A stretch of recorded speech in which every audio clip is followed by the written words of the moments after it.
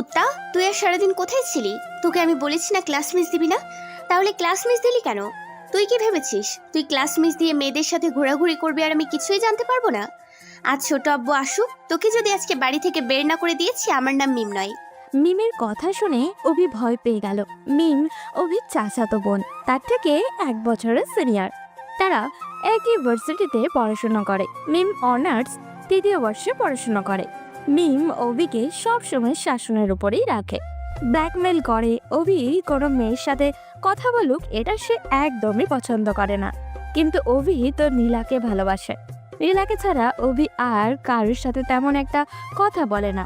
অভি তখন মিমের দিকে তাকিয়ে বলল, এই কুত্তি, তোকে না বলেছি আমার ব্যাপারে কোনো কথা বলবি না? তুই আমার ব্যাপারে আব্বুকে বলবি কেন? কত বড় সাহস, আমি তোর সিনিয়র, আমাকে গালি দিস? তোরে কিন্তু আজকে আমি একদম শেষ করে ফেলবো। আজকে শুধু ছোট আব্বু একবার বাসায় আসুক, তারপর দেখবি তোর উচিত শিক্ষা দিব আমি। মেয়েদের নিয়ে ঘোরাঘুরি করার অনেক শখ, তাই না? আজকে সব শখ মিটিয়ে দিব। বোন প্লিজ, আমি তোর পায়ে ধরি, এরকম করিস না। আমার এই ছোট্ট হৃদয়টাতে তুই আর আঘাত দিস না। আমি এত কষ্ট করে একটা মেয়েকে পাঠিয়েছি, এই মেয়েটাকে তুই আমার জীবন থেকে সরে যেতে দিস না বোন। আমি তোর পায়ে ধরি প্লিজ। এই, আমি না তোকে বলেছি আমাকে বোন বলে ডাকবি না? আমি তোর থেকে সিনিয়র বেশি দিনের না, মাত্র 1 বছরের। তাই আমাকে নাম ধরে ডাকবি। আমাকে আরেকদিন যদি আপু বলিস তাহলে কিন্তু খুন করে ফেলবো। আর আজকেই শেষ সুযোগ। আরেকদিন যদি ক্লাস মিস করে মেয়েদের সাথে ঘুরতে দেখি তাহলে কিন্তু আমি নিজে তোকে বাড়ি থেকে বের করে দিব। এই তো আমার গুলুমুলু জানটা। আজ সকালের ঘটনা। ভার্সিটিতে যাওয়ার পরপরই অভির বন্ধু শুভ অভির সামনে এসে বলল, বন্ধু, তুই কিন্তু ভুল করছিস। এমন একটা মেয়েকে ভালোবেসেছিস, মেয়েটা তোর সাথে বেইমানি করছে, তুই বুঝতে পারছিস না? নীলা আমার সাথে কোনো দিন বেইমানি করবে না, এই বিশ্বাস আমার আছে। তাই তুই এমনি এমনি কথা বলবি না। আমি নীলাকে বিশ্বাস করি। আরে দোস্ত, আমি নিজের চোখে দেখেছি সে একটা পার্টি সেন্টারে গিয়েছিল। তোকে আমি কিভাবে বোঝাবো এইসব? শুভ অভিকে বারবার বোঝানোর চেষ্টা করছে, কিন্তু অভি কিছুতেই বুঝতে চাচ্ছে না। শুভ অভির ভার্সিটির ফ্রেন্ড। অভি আর সে একসাথেই অনার্স 2য় বর্ষে পড়ে। যার কথা বলছিল সে হচ্ছে অভির গার্লফ্রেন্ড নীলা। তাকে অভি প্রচন্ড ভালোবাসে। অভির বিশ্বাস নীলা তাকে অনেক ভালোবাসে। কিন্তু শুভ এসে বলছে ও নাকি দেখেছে নীলা একটা ছেলের সাথে পার্টি সেন্টারে গিয়েছে পার্টি করার জন্য। অভি এটা কিছুতেই বিশ্বাসই করতে পারছে না। অভি চৌধুরী বাবা মায়ের একমাত্র ছেলে। তার বাবা রফিক চৌধুরী এবং তার চাচা আরমান চৌধুরী এই শহরের সবচেয়ে বড় ব্যবসায়ীর মধ্যে অন্যতম। অভি তখন ভার্সিটি থেকে বাইরে আসতে যাবে, হঠাৎ করে দেখলো নীলা ভার্সিটিতে ঢুকছে। সেজন্য অভি নীলার সামনে গেল। নীলা তখন অভিকে দেখেই জড়িয়ে ধরল। অভি তখন তাকে বলল, নীলা, আমি তোমাকে কালকে কতবার ফোন করেছি, কিন্তু তোমার ফোন বন্ধ কেন ছিল? আরে বাবু, তোমার ফোন ধরবো কি করে? আমি তো আমার আব্বুর সাথে ছিলাম। আব্বুর সামনে যদি তোমার ফোন ধরি তাহলে আব্বু খারাপ ভাববে। আব্বু তো জানে না আমাদের রিলেশনের কথা। যখন আব্বুকে সব কিছু বলে দিব তখন আর সমস্যা হবে না। অভি নীলার কথা বিশ্বাসও করে নিল। এরপর তারা দুজনে ঘুরতে চলে গেল। এভাবে মাঝে মাঝে ক্লাস মিস করে তারা ঘুরতে যায়। যখনই তারা ঘুরতে যায় তখনই অভি নীলাকে দামি দামি জিনিস উপহার দেয়। বিকালে তাকে বাসার সামনে নামিয়ে দিয়ে অভি বাসায় চলে আসলো। বাসায় আসতেই মিম অভির সামনে আসলো। এরপর কি কথা হলো তা তো আগেই শুনলেন। এবার অভির মা এসে মিমকে বললেন, এই মিম, এখানে এই বাদরটার সাথে কি কথা বলছিস? তাড়াতাড়ি খেতে আয়। অভি তার আম্মার কথা শুনে আরো ভয় পেয়ে গেল, কারণ তার আম্মু যদি এই বিষয়টা একবার জানতে পারে তাহলে তাকে মেরেই ফেলবে। এই বাড়িতে অভির কোনো গুরুত্ব নেই। মিম যা বলবে এই বাড়িতে তাই ফাইনাল। অভির কথা কেউ তেমন একটা শুনেই না। অভি ভয়ে ভয়ে খাওয়া দাওয়া করলো, কিন্তু মিম তার ব্যাপারে কাউকে কিচ্ছু বলল না। সন্ধ্যায় অভি বন্ধুদের সাথে ঘুরতে বের হয়েছে। তখন হঠাৎ করেই দেখলো নীলা রাস্তার পাশের কয়েকটা ছেলেকে আদর করে খাবার খাওয়াচ্ছে। এটা দেখার পর অভির মন জুড়িয়ে গেল। অভির মনে নীলার প্রতি বিন্দু পরিমাণের যে সন্দেহ ছিল সেটাও ভুলে গেল। নীলা অভিকে দেখে মুচকি হাসলো। এরপর অভি নীলাকে নিয়ে সেখান থেকে চলে আসলো। আসার সময় নীলা অভিকে বলল, অভি, আমি জানি তোমার বন্ধু বান্ধব সবাই তোমাকে আমার ব্যাপারে বিভিন্ন বাজে কথা বলে। তারা আমার আর তোমার সম্পর্ক মেনে নিতে পারছে না। তুমি ওদের কথা শুনবে না। আমি তোমাকে সত্যি অনেক ভালোবাসি। তুমি ছাড়া আমার সাথে আর কারো সম্পর্ক নেই। আমাকে আজকে রিমা বলল তোমাকে নাকি শুভ বলেছে আমার সাথে নাকি একটা ছেলে সম্পর্ক আছে। আরে ওর কথা বাদ দাও তো, আমি ওর কথা বিশ্বাস করিনি। তুমি কি ভেবেছো তোমাকে আমি সন্দেহ করি? এসব কথা মাথাতেও আনবে না। আমি তোমাকে সত্যি ভালোবাসি, আর ভালোবাসার মধ্যে সন্দেহ থাকাটা ঠিক নয়। শুভ যেটা বলেছে এটা আমি বিশ্বাস করিনি। এরপর দুজনে কিছুক্ষণ ঘোরাঘুরি করার পর বাসায় চলে গেল। অভি বাসায় আসার পর তার আব্বু ডাকলো তাকে। অভি আর তার আব্বুর সামনে দাঁড়াতেই তার আব্বু বলল, সারাদিন এভাবে বাদরের মতো ঘোরাফেরা না করে যদি পড়তে বসতে তাহলে তো ভালো একটা রেজাল্ট করতে পারতে। জীবনে কিছুই করতে পারলি না। আমার মামনিকে দেখে একটু শেখার চেষ্টা কর। এখন পর্যন্ত কোনো ক্লাসে সেকেন্ড পর্যন্ত হয়নি, কিন্তু তোকে আমি টেনে টুনে পাশ করাতে পারছি না। আরে ছোট আব্বু, তোমার ছেলে পাশ করবে কি করে? তোমার ছেলে তো এখন মেয়েদের পেছনে ঘুরে বেড়ায়, ওকে একটা বিয়ে দিয়ে দাও। অভি তখন মিমের দিকে রাগ দৃষ্টিতে তাকালো। মিম মুচকি মুচকি হাসছে। সে বলেছিল অভির বাবাকে কিছু বলবে না, কিন্তু সব বলে দিল। অভির আব্বু তখন অভির দিকে তাকিয়ে বললেন, কি ব্যাপার অবি, তুই কি সত্যি মেয়েদের পিছনে ঘুরেছিস? ঠিকমতো পড়াশোনা না করলে কিন্তু রিক্সা চালাতে দিয়ে দিব। হ্যাঁ, আমাকে রিক্সা চালাতে দিয়ে দাও, আমি রিক্সায় চালাবো। এই বাড়িতে আমার কোনো মূল্য নেই, সব এই মেয়েটা নিয়ে নিয়েছে। এই মেয়েটার কারণে আমি এই বাড়িতে আর থাকতেই পারবো না, চলে যাব এই বাড়ি ছেড়ে। তো তোকে থাকতে কে বলেছে? এই বাড়ি ছেড়ে এখনই চলে যা। এই বাড়িতে তোর কোনো জায়গা নেই দেখতেই পাচ্ছিস, তারপরেও কেন এখানে পড়ে আছিস? অভি তখন খুব রাগ করে নিজের রুমে চলে আসলো। রুমে এসে দরজা বন্ধ করে বসে রইল। রাতে ডিনারের সময় হয়ে গেছে, কিন্তু এখনো কেউ তাকে ডাকতে আসলো না। সে অপেক্ষা করছে কেউ একজন ডাকতে আসুক, নাহলে রুম থেকে বের হবে না। একটু পর মিমের কণ্ঠ শুনতে পেল। অভি তখন কিছুটা অভিমানী সুরে বলল, কি ব্যাপার, এখানে এসেছিস কেন? এখান থেকে চলে যা। আমাকে বলেছিলি না বাড়ি থেকে বেরিয়ে যেতে? আমি বাড়ি থেকে বেরিয়ে যাব। তোর এইসব ডায়লগ অনেক আগ থেকে শুনে আসছি, তাই যেটা বলছি সেটা শোন। তাড়াতাড়ি বেরিয়ে এসে ডিনার করে আমাদেরকে উদ্ধার কর। অভির তখন বাইরে গেল। বাইরে গিয়ে মিমের বাবা অর্থাৎ তার বড় আব্বুর কাছে বসলো, কারণ এই বাড়িতে অভির সব কাজে একমাত্র তার বড় আব্বুই সাপোর্ট করে। অভি তখন অভিযোগের সুরে বলল, বড় আব্বু, দেখো না আমাকে ওরা কী রকম জ্বালাতন করছে। তুমি চলে যাওয়ার পর থেকে এই বাড়িতে আমি এক মুহূর্ত শান্তিতে থাকতে পারি না। তুমি আমাকে কাল থেকে নিয়ে যাবে তোমার সাথে? আমার ছেলেকে খারাপ কথা বলে এই সাহসী বাড়ির কার হলো? কে বলছে বাবা, আমাকে বলো। কে আর বলবে? তোমার ওই মেয়ে আর তোমার ভাই আমাকে বাড়ি থেকে বের করে দিতে চেয়েছিল। তুমি যদি না আসতে তাহলে রাতের মধ্যেই আমাকে বাড়ি থেকে বের করে দিত। তুমি বলো, আমার মতো একটা ছেলে বাড়ি থেকে বাইরে গিয়ে কি করবে? তুই কোনো চিন্তা করবি না বাবা, এদেরকে আমি বাড়ি থেকে বের করে দিব। আমার বাড়িতে দাঁড়িয়ে আমার ছেলেকে এরকম কথা বলে অবশ্যই শাস্তি পেতে হবে।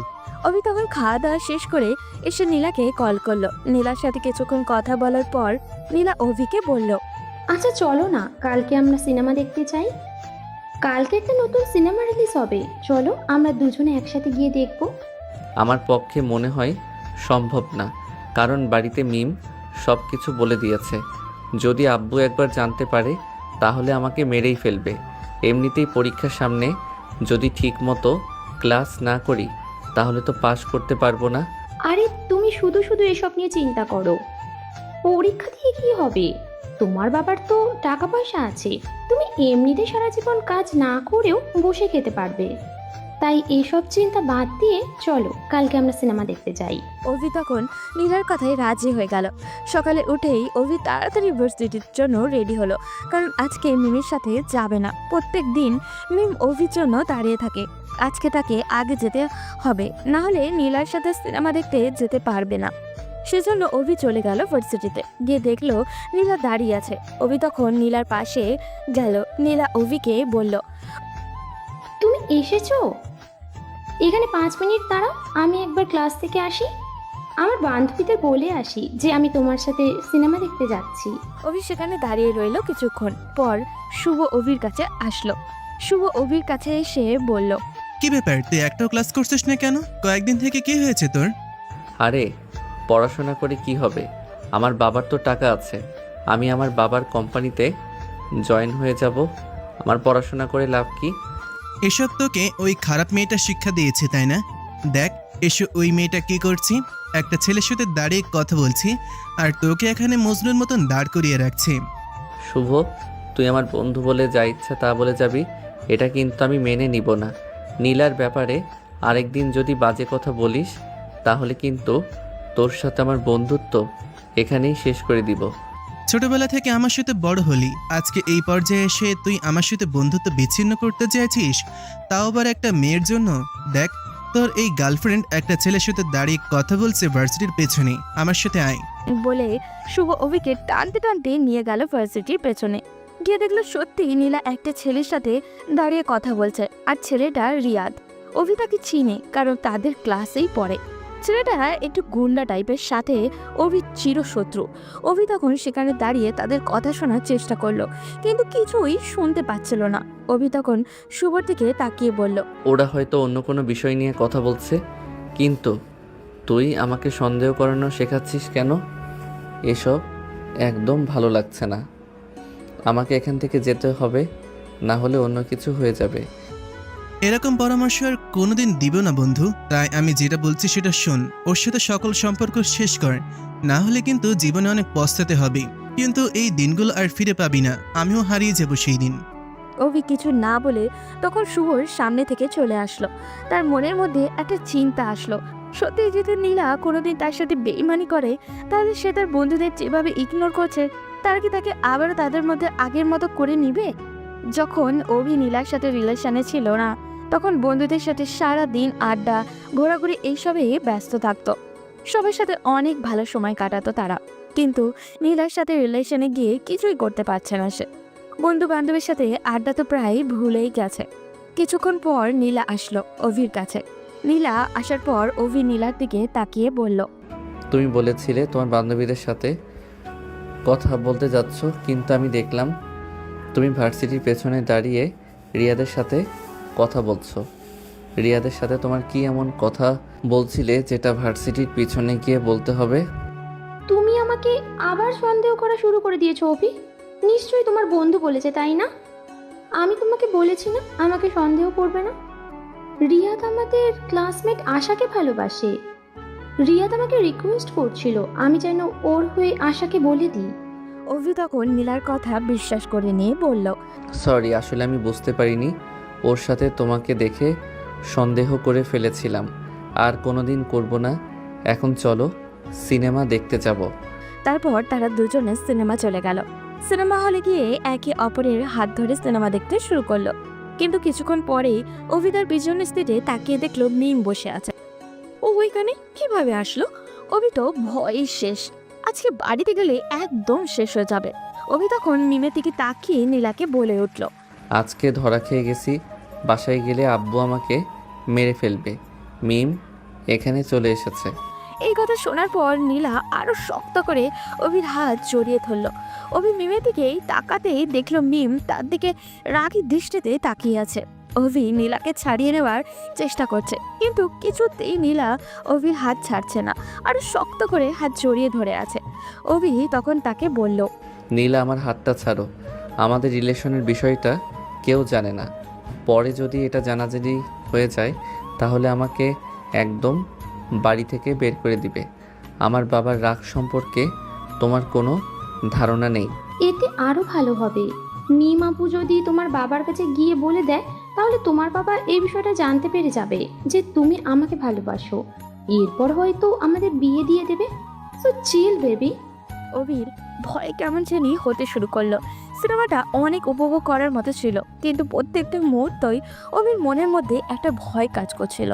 সিনেমা দেখে অভি আর নীলা বাইরে বের হলো। এরপর নীলাকে তার বাসায় নামিয়ে দিয়ে অভি বাসায় ফিরে আসলো।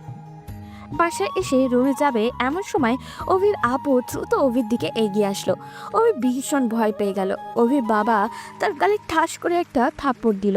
এরপর অভির কলার চেপে ধরে বলে উঠল, শেষবারের মতো সুযোগ দিলাম, এবার যদি কোনো উল্টাপাল্টা করো তাহলে কিন্তু এই বাড়ি থেকে বের হয়ে যেতে হবে। এই বাড়িতে আর কোনো জায়গা দিব না তোমাকে। আশা করি বুঝতে পারছো আমি কিসের কথা বলছি। বলেই অভির আব্বু তার সামনে থেকে চলে গেল। অভি তখন তার রুমে গিয়ে চুপচাপ বসে রইল। কি করবে কিছু বুঝে উঠতে পারছিল না ও। মিম কেন এরকম করছে তার সাথে, ও কেন তার নীলার মধ্যে বাধা হয়ে আসছে, এটা অভি কিছুতেই বুঝতে পারছে না। ওদিকে মিম তখন নিজের রুম অন্ধকার করে বসে ভাবছিল। অভি কি বুঝতে পারে না আমি তাকে ভালোবাসি? আমি তাকে কেন এত কেয়ার করি, কেন তাকে এত শাসন করি, এসব কিছু কি সে একদমই বুঝতে পারে না? আমি তাকে বারবার বোঝানোর চেষ্টা করি আমি তাকে ভালোবাসি, কিন্তু সে আমাকে ইগনোর করে। যদি আমি তাকে নাও পাই তবু ওর জীবন আমি নষ্ট হতে দিব না। ও কেন এরকম একটা খারাপ মেয়ের সাথে ঘোরাফেরা করবে? আমি জানি নীলা কতটা খারাপ, কিন্তু তাকে কিছুতেই বোঝাতে পারছি না। আমি শুভকে বারবার বলি ওকে সতর্ক করার জন্য, কারণ আমি বললে সে আমার কথা মানবে না। শুভ ওর বন্ধু হয়, ওর কথা মানতে পারে, কিন্তু শুভ ব্যর্থ হয়ে গেছে। আমি তখন শুভর কাছে কল করলাম, শুভকে কল করে বললাম, শুভ আমি কিছুতে অভিকে বোঝাতে পারছি না নীলার ব্যাপারটা। নীলা কেমন সেটা তুমিও ভালো করেই জানো। এখন যে করেই হোক অভিকে বোঝাতে হবে, না হলে ও ভুল পথে চলে যাবে। আর অভির জীবন নষ্ট হলে তো আমারও সবকিছু শেষ হয়ে যাবে। আমি যে অভিকে বড্ড ভালোবাসি। আপু, তুমি কোনো চিন্তা করো না, আমি দেখছি কি করা যায়।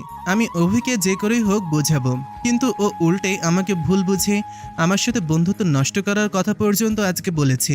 আমার মনে হয় অভিকে এভাবে বললে হবে না, তোমাকে যে করেই হোক প্রমাণ জোগাড় করতে হবে। তুমি নীলার বিরুদ্ধে প্রমাণ জোগাড় করো। একবার ওই নীলার বিরুদ্ধে প্রমাণ পেয়ে গেলে আমি ডিরেক্ট অভির কাছে পাঠাবো। অভি যদি এরপরেও বিশ্বাস না করে তাহলে আমাদের আর কিছুই করার নেই। আমি চলে যাবো এই পৃথিবী ছেড়ে। আপু প্লিজ তুমি পাগলামি করো না, আমি দেখছি কি করে ওকে বোঝানো যায়। আমি নীলার বিরুদ্ধে ওর সামনে প্রমাণ নিয়ে আসব। আপনি যেরকম বলবেন সেই রকমই হবে। আমার সাথেও ছোটবেলা থেকে বন্ধুত্ব, আর আমি বসে বসে দেখবো এটা হতে পারে না। মিম তখন ফোন রেখে কান্না করতে শুরু করলো। মিম নীলার সাথে দেখা করছে, কিন্তু নীলাও মিমকে পাত্তা দেয়নি। নীলা ওকে বলেছে অভিকে সে ছাড়বে না। মিম ভালো করেই জানে নীলা টাকার জন্য বিভিন্ন ছেলের সাথে সম্পর্ক রাখে। মিম পরদিন দেখলো তার আবারও একসাথে ঘুরে বেড়াচ্ছে, কিন্তু আজ সে কিছুই করলো না, কারণ সে ক্লান্ত হয়ে গেছে। অভিকে বোঝাতে বোঝাতে মিমের ইচ্ছে করছে অভিকে গিয়ে মেরে ফেলতে।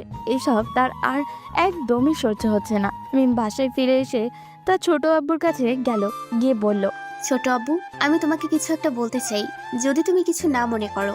কি বলছিস মামনি? তুই আমাকে একটা কথা বলবি, তার জন্য আমার পারমিশন নিতে হয় নাকি? বল, কি বলবি? মিম তখন তার ছোট আব্বুকে জড়িয়ে ধরে কান্না করে দিয়ে বলল, ছোট আব্বু, আমি অভিকে অনেক বেশি ভালোবাসি, কিন্তু ওকে কিছুতেই বোঝাতে পারছি না ও একটা খারাপ মেয়ের সাথে সম্পর্ক করছে। মেয়েটা সবার সাথে টাইম পাস করছে, ও অভিকে শেষ করে দিবে। তোমরা অভিকে আমার কাছে এনে দাও, না হলে আমি মরে যাব। আমি অভিকে ছাড়া বাঁচবো না ছোট আব্বু। অভির বাবা তখন মিমের দিকে কিছুক্ষণ তাকিয়ে থাকলেন। মিম তাকে জড়িয়ে ধরে কান্নাই করে যাচ্ছে।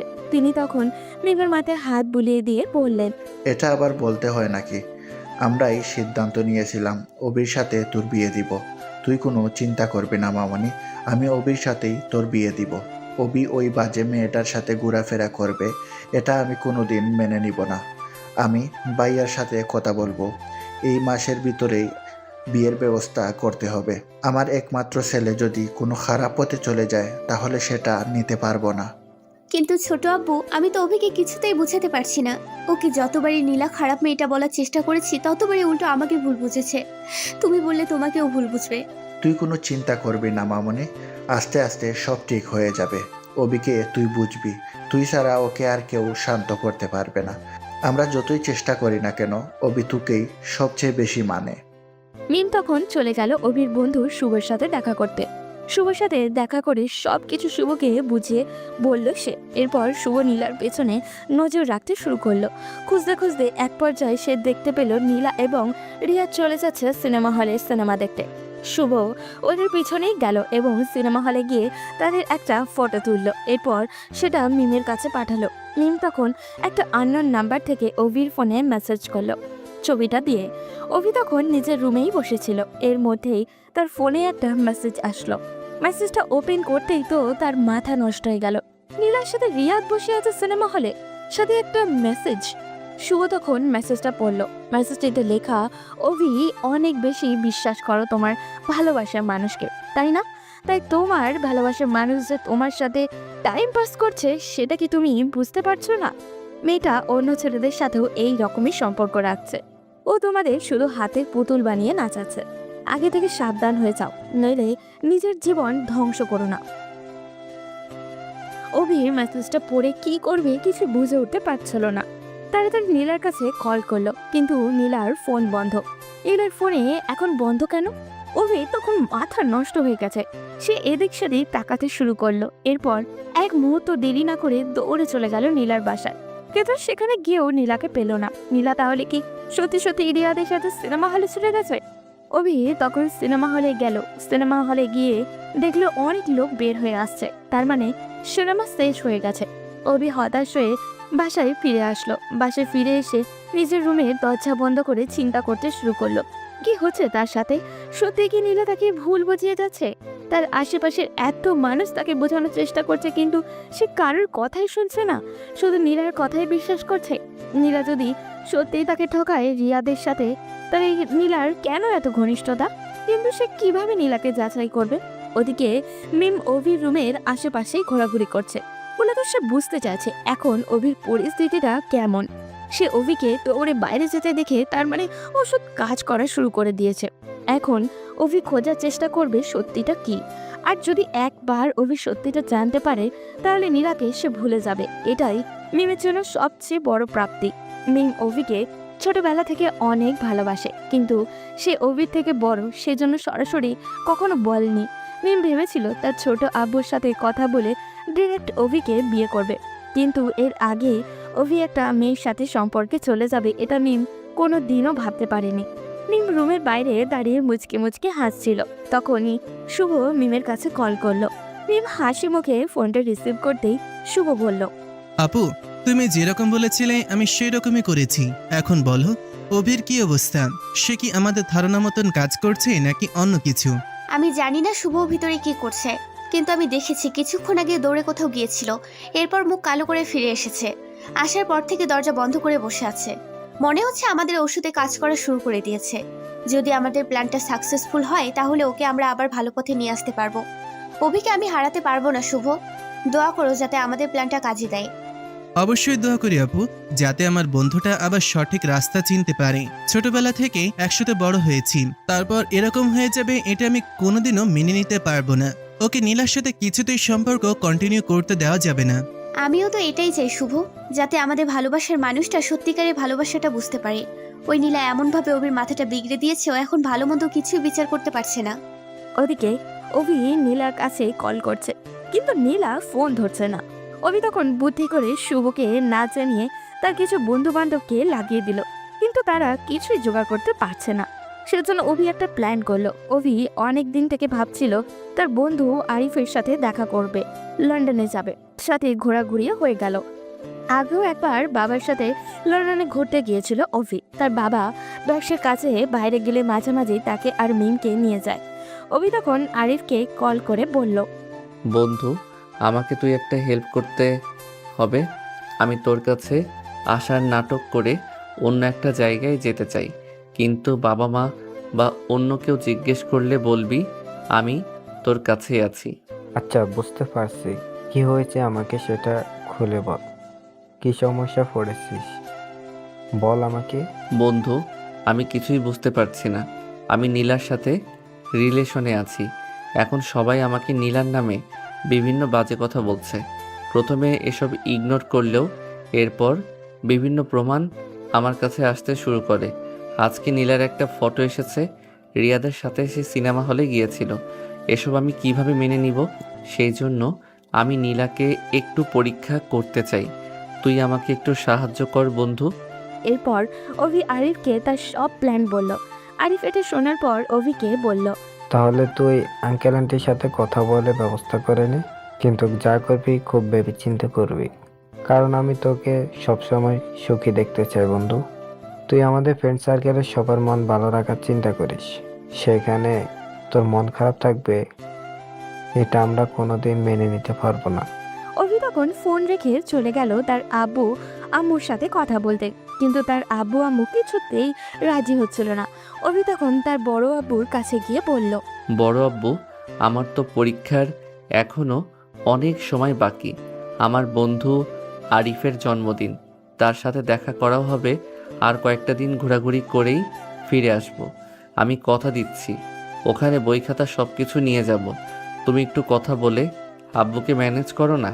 তোমরা তো পরীক্ষা পরে যদি কোনো ঝামেলা হয় তাহলে কিন্তু তুমি ফেঁসে যাবে। তুমি যেরকম বলছো সেরকম যদি করো তাহলে আমি তোমার বাবার সাথে কথা বলবো। বড় আব্বু, আমি কি তোমাকে কোনো দিন মিথ্যা কথা বলেছি? আমি সবার সাথে ফাইজলামো করলেও তোমার সাথে কোনো দিন ফাইজলামি করিনি।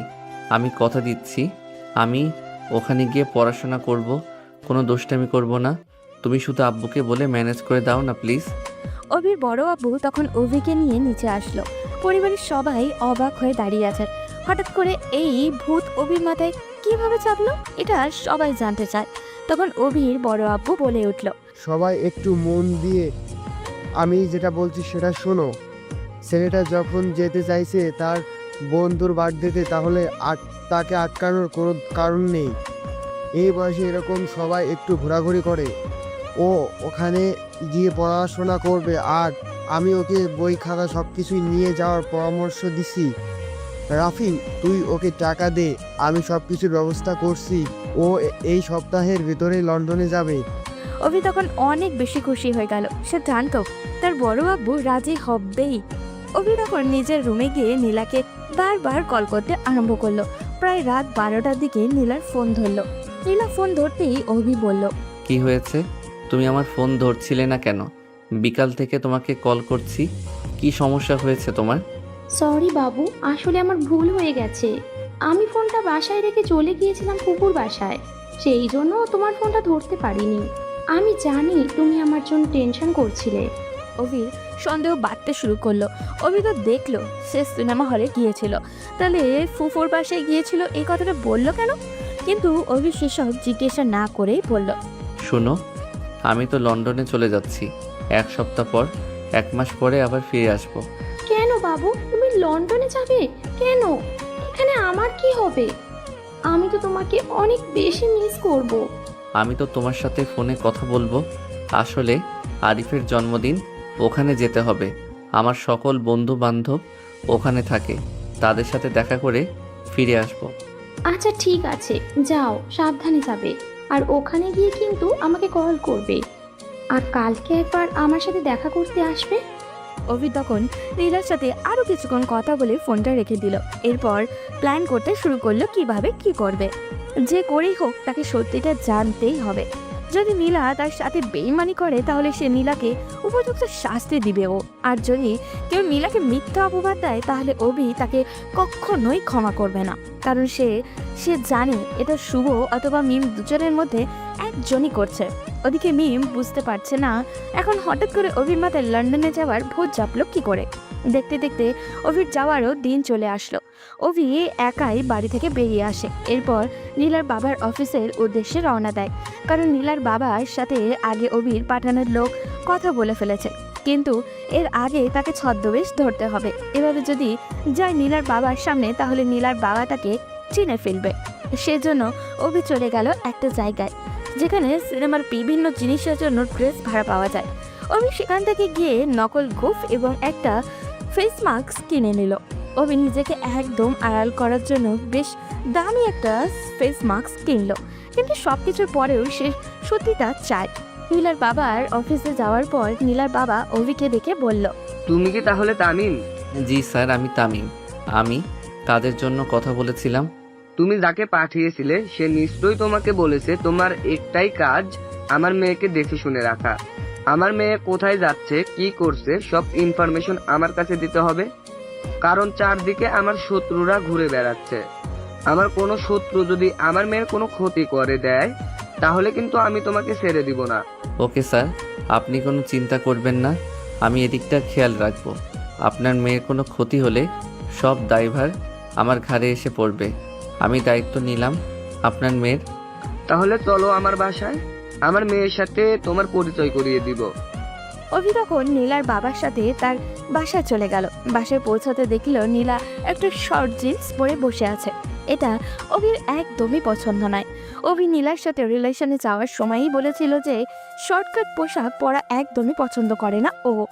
নীলাও ওকে বলতো এসব ও একদমই পছন্দ করে না। কিন্তু এই বাসে আসতেই অভি প্রথম ধাক্কাটা খেলো।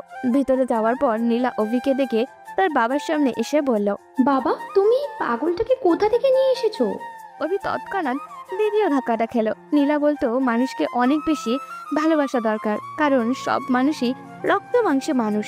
মানুষের পোশাক আশাক দেখে কোনোদিন বিচার করা উচিত নয়। অভি নিজেও তো দেখেছিল নীলা রাস্তার পাশে বাচ্চাদের সাথে কত ভালো ব্যবহার করে, কিন্তু এই সব কি? তখন নীলার বাবা বলল, আমি এই ছেলেটাকে নিয়ে এসেছি তোমার বডিগার্ড বানানোর জন্য। আমার আশেপাশে সবসময় শত্রুরা ঘুরে বেড়ায়, যদি তোমার কোনো ক্ষতি করে দেয়। তুমি আমার একমাত্র মেয়ে।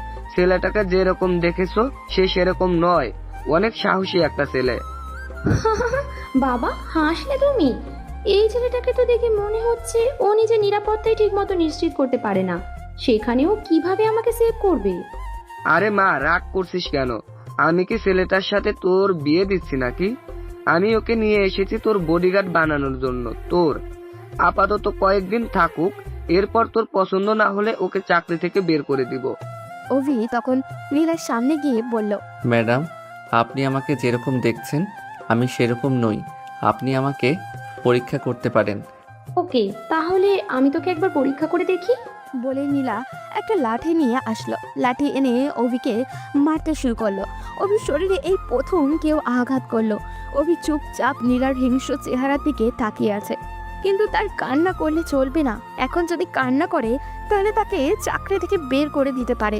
নীলা অভিকে কিছুক্ষণ মারার পর ক্লান্ত হয়ে বলল, প্রথম পরীক্ষায় পাশ করে গেলি, কিন্তু আমার সাথে থাকলে প্রতিনিয়ত তোকে পরীক্ষা দিতে হবে, কথাটা মাথায় রাখিস। অভি কোনো কথা বলল না। এরপর নীলার বাবা অভিকে একটা রুম দেখিয়ে দিল। অভি সেখানে চলে গেল, গিয়ে দরজা বন্ধ করে কান্না করতে শুরু করলো, কারণ আজ পর্যন্ত কেউ তাকে কোনো দিনও এমনভাবে আঘাত করেনি। হঠাৎ করে দেখলো মিম কল করছে। এটা দেখে অভি তাড়াতাড়ি করে সিমটা খুলে ফেললো, কারণ এই সিমে যদি কল আসে তাহলে সবাই বুঝতে পেরে যাবে যে অভি এখনো বাংলাদেশে আছে।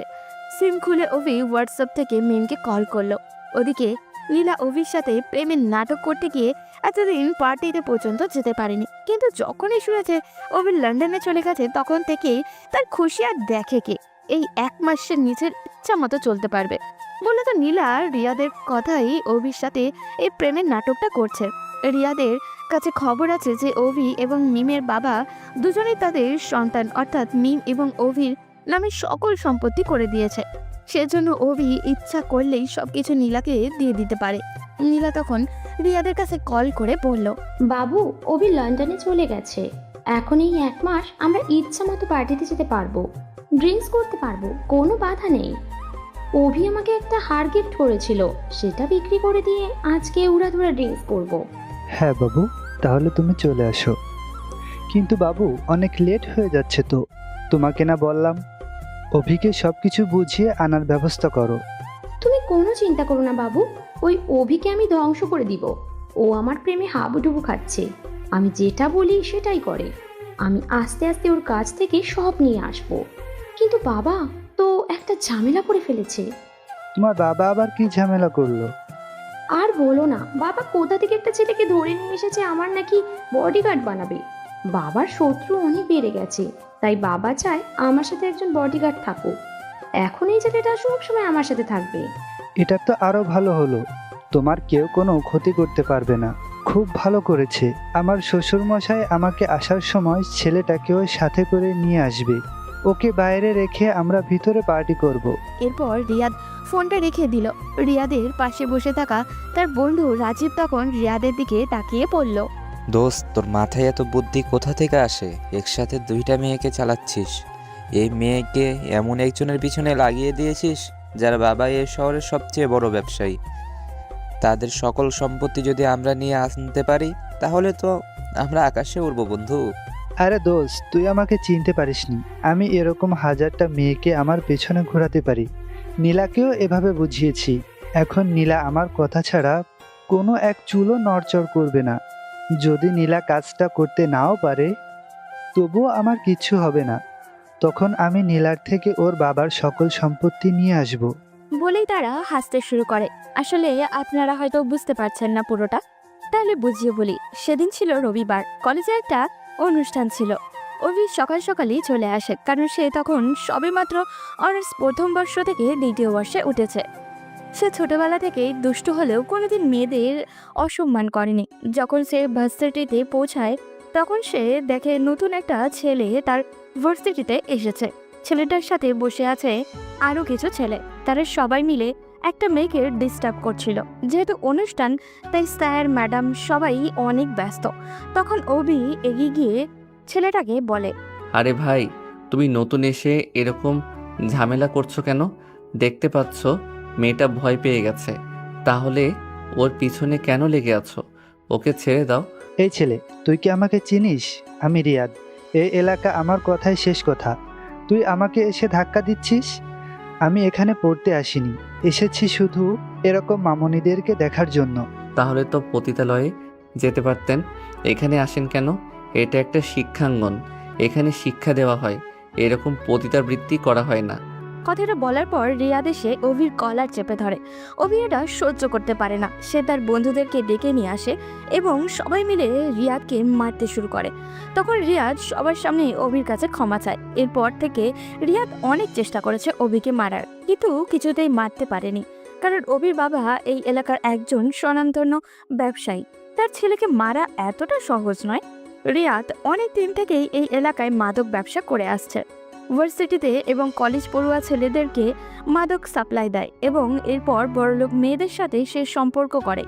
এরপর তাদেরকে ফাঁসিয়ে তাদের বিভিন্ন পার্সোনাল ছবি নিয়ে পরে ব্ল্যাকমেল করে। এইভাবেই একদিন তার নীলার সাথে পরিচয় হয় এবং নীলাকে সে ইমপ্রেস করে ফেলে। নীলা যখন তার প্রেমে হাবুডুবু খেতে শুরু করে, তখন সে নীলাকে অভির পেছনে লাগিয়ে দেয়। তার প্ল্যান ছিল নীলা অভিকে ফাঁসিয়ে অভির সব সম্পত্তি কেড়ে নিয়ে আসবে। এরপর সে নীলাকে বিয়ে করে সব নিজের করে নেবে।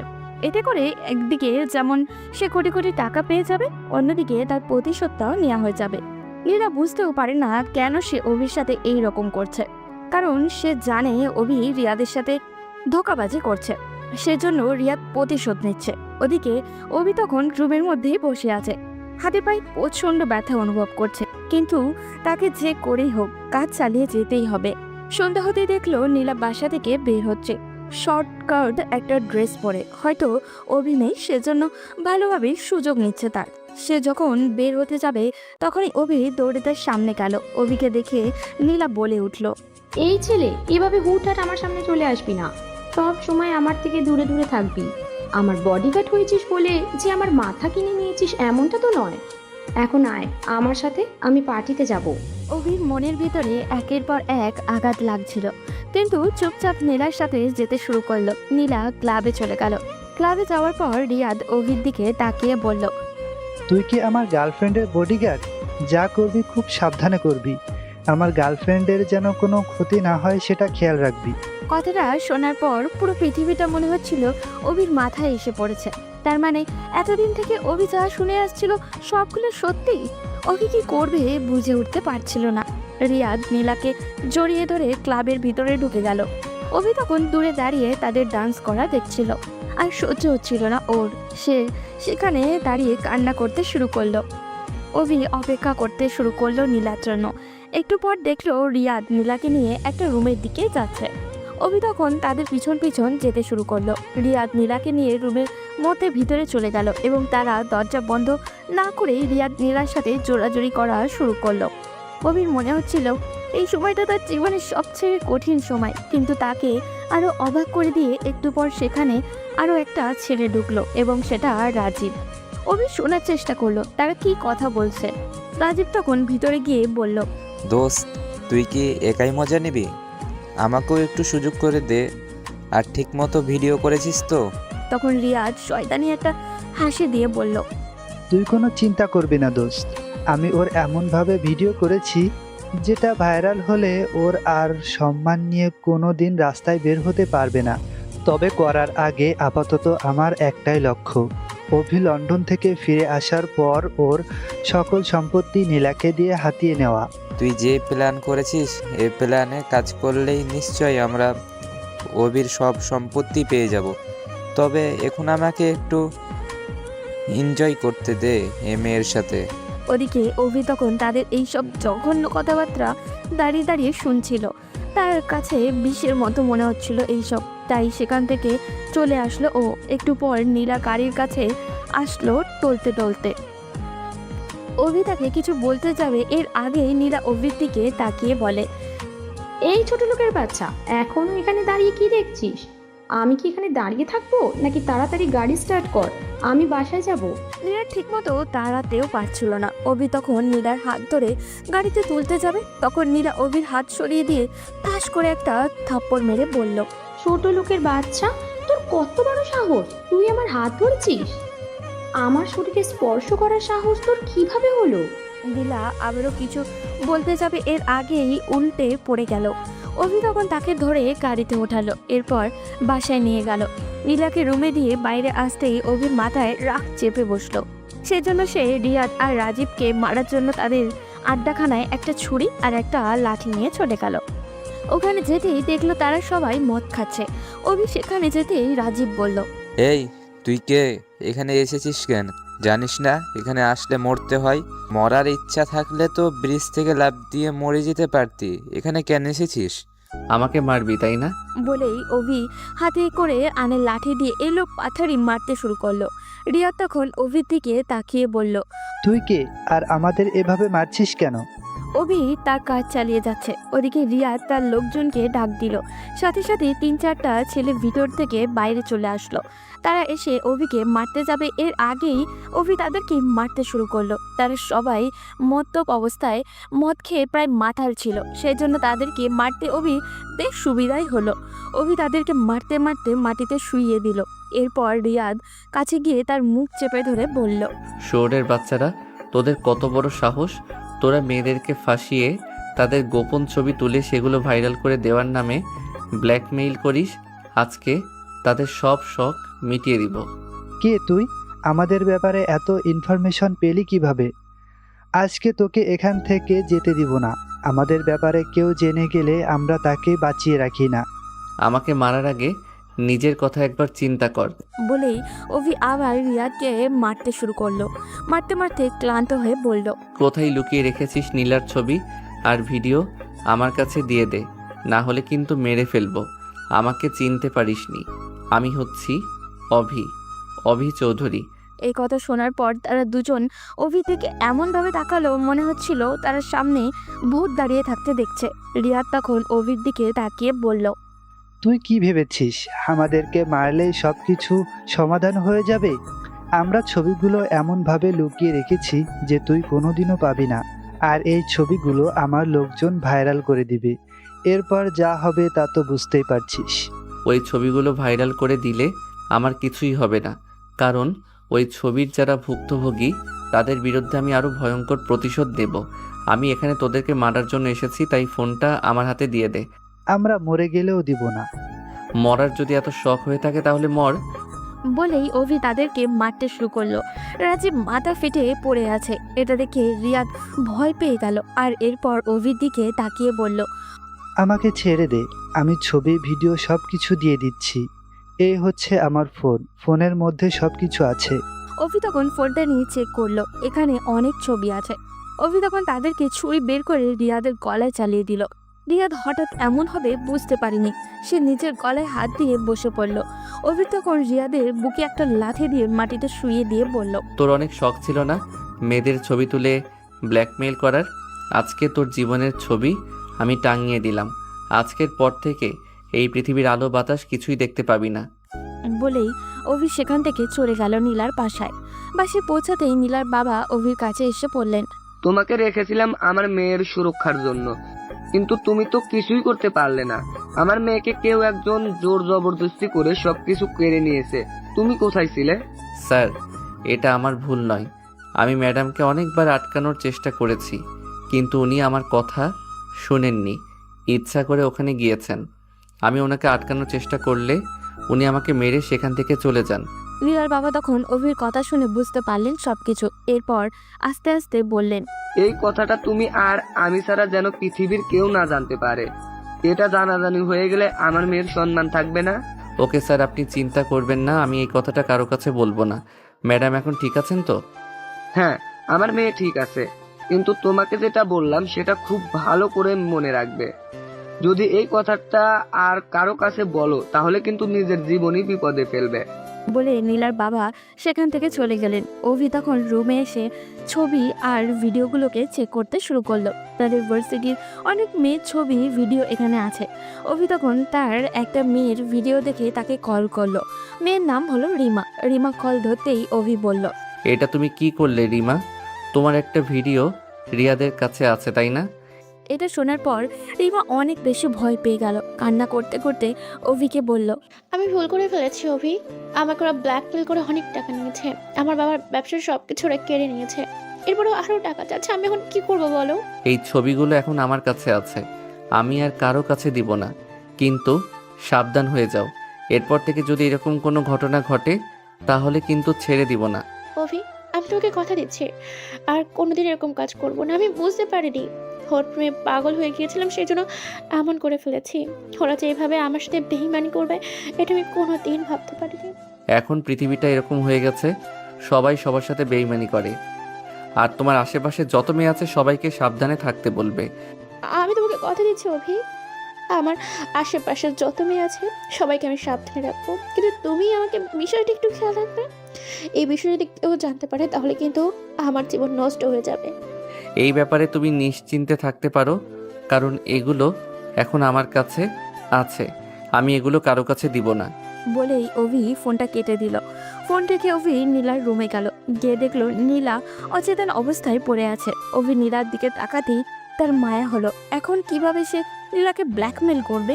অভি তো তাকে সত্যিই ভালোবেসেছিল। অভি আর দাঁড়াতে পারলো না, সেখান থেকে চলে আসলো। নীলা আগে সুস্থ হোক, এরপর তার উপরে প্রতিশোধ নিবে। অভির ভিতরটা ফেটে যাচ্ছে কেন? সে কাদের কারণে নিজের পরিবার, আত্মীয় স্বজন, বন্ধু বান্ধব সবাইকে অবহেলা করেছিল? এই মানুষগুলোর জন্য যারা তার সাথে প্রতিনিয়ত বেইমানি করছিল। ওদিকে মিম রুমের মধ্যে শুয়ে আছে, তার কোনো কিছুই ভালো লাগছে না। উঠে তার ছোট আব্বুর কাছে গিয়ে বলল, ছোট আব্বু, ওখানে তো সবকিছু শেষ হয়ে গেছে, তাহলে অভিকে বলো না এখানে চলে আসতে। আমি থাকতে পারছি না ওকে ছাড়া। এই তো গেল 2 দিন হলো, এর মধ্যে কিভাবে ফিরে আসবে? আচ্ছা, এরপরও আমি দেখছি ওর সাথে কথা বলে, কিন্তু ও তো যাওয়ার পর থেকে আমাদের কল করছে না। আরিফকে একবার কল করে জিজ্ঞাসা কর।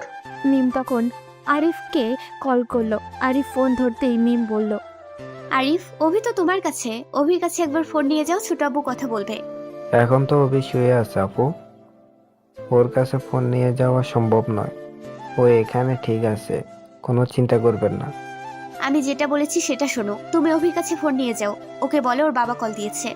আরিফ তোতলাতে তোতলাতে কথাগুলো সব বলেছে। সেজন্য মিমের সন্দেহ হলো। তার প্রথম দিনই সন্দেহ হয়েছিল, কারণ ও অভিকে যখন কল করেছিল প্রথমে ওর ফোনে রিং হয়েছিল, এরপর থেকে আর ফোনে রিং হচ্ছে না। মিমের সন্দেহ আরও তীব্র হলো যখন আরিফ বলল, আপু, আমি এখন ফোন নিয়ে যেতে পারবো না, তোমরা প্লিজ আমাকে পরে কল করো। আরিফ, আমি বুঝতে পারছি তুমি আমার সাথে মিথ্যা বলছো। কেন মিথ্যা কথা বলছো? অভি কি সেখানে যায়নি? কোথায় আছে সেটা সরাসরি আমাকে বলো, না হলে কিন্তু আমি আত্মহত্যা করব। এটা শোনার পরে আরিফ কিছুক্ষণ চুপ থাকলো। মিম তখন আরিফকে ধমক দিয়ে বলল, কি ব্যাপার, কথা বলছো না কেন? যদি কথা না বলো তাহলে কিন্তু আমি নিজের ক্ষতি করে ফেলবো। মিম আপু আপনাকে অভি বলতে নিষেধ করেছে, এরপরও আমি কিভাবে বলি? অভি যদি এটা জানতে পারে তাহলে আমার উপর রাগ করবে। আমি বলতে পারবো না, প্লিজ আমাকে তোমরা জোর করো না। আরিফ, আমি কিন্তু শেষবারের মতো বলছি, যদি তুমি আমার কথা না শোনো তাহলে কিন্তু আমি সত্যি সত্যি নিজের কোনো ক্ষতি করে ফেলবো। আসলে মিম আপু, অভি নীলার বাসায় গিয়েছে। নীলাকে অভি সন্দেহ করতে শুরু করেছে, সেই জন্য পরীক্ষা করতে নীলার বাসায় গিয়েছে। এটা শোনার পর মিম চুপচাপ ফোনটা রেখে দিল। অভি ওর সাথে এভাবে বেইমানি করতে পারে, এটা মিম কোনো দিনও ভাবতে পারেনি। মিম তখন তার ছোট আব্বুর দিকে তাকিয়ে বলল, তোমার ছেলে তোমার সাথে বেইমানি করেছে আব্বু। ও লন্ডনে যাওয়ার নাম করে ওর প্রেমিকার বাসায় গিয়ে বসে আছে। কি বললি? ও এত বড় বেইমানি আমাদের সাথে করেছে? ওকে আমি শেষ করে দেব। এবার বাড়িতে আসুক, এই বাড়িতে আর ওর কোনো জায়গা নেই। ও কেন এমনটা করলো ছোট আব্বু? আমার ভালোবাসা কি এতটাই তুচ্ছ ওর কাছে? অভির বাবা অনেক বেশি রেগে গেছেন। উনি চলে গেলেন মিমের বাবার কাছে। মিমের বাবা তার ছোট ভাইকে এভাবে রেগে আসতে দেখে জিজ্ঞাসা করলেন, কি হয়েছে রফিক, এভাবে করছিস কেন? ভাইয়া, আমি তোমাকে বলেছিলাম অভিকে যেতে দিও না। আমার ছেলেকে আমি ভালো করেই চিনি। ও লন্ডনে যাওয়ার নাম করে ওর প্রেমিকার বাসায় গিয়ে বসে আছে।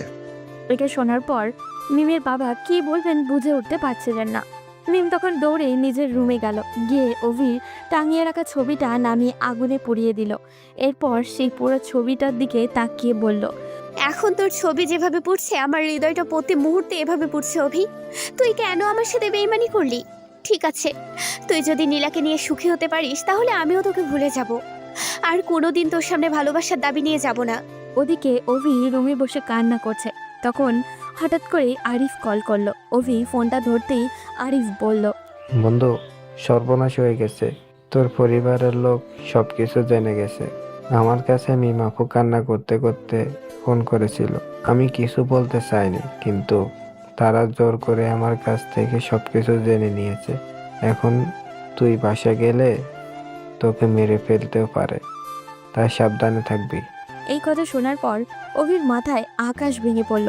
সে থতমত খেয়ে বলল, এটা তুই কি করলি বন্ধু? বাবা তো আমাকে মেরে ফেলবে। তুই কেন ওদেরকে এই কথাটা বললি? আমি বলতে চাইনি দোস্ত, কিন্তু মিমাপু আত্মহত্যা করার ভয় দেখিয়েছিল। তোর বাবাও ফাঁসে ছিল, সেজন্য আর না করতে পারিনি। সত্যি কথাটা বলে দিয়েছি। এখন তুই তাড়াতাড়ি বাসায় ফিরে যা, না হলে সবকিছু শেষ হয়ে যাবে। অভি তখন ফোন রেখে মাথায় হাত দিয়ে বসে পড়ল। না, যাওয়ার আগে কাজটা শেষ করে যেতেই হবে। সেজন্য নীলার রুমে চলে গেল। অভি নিজের ছদ্মবেশ খুলে নীলার রুমে প্রবেশ করলো। নীলা অভিকে দেখে তো ভূত দেখার মতো চমকে উঠল, কিন্তু অভি চুপচাপ দাঁড়িয়ে রইল।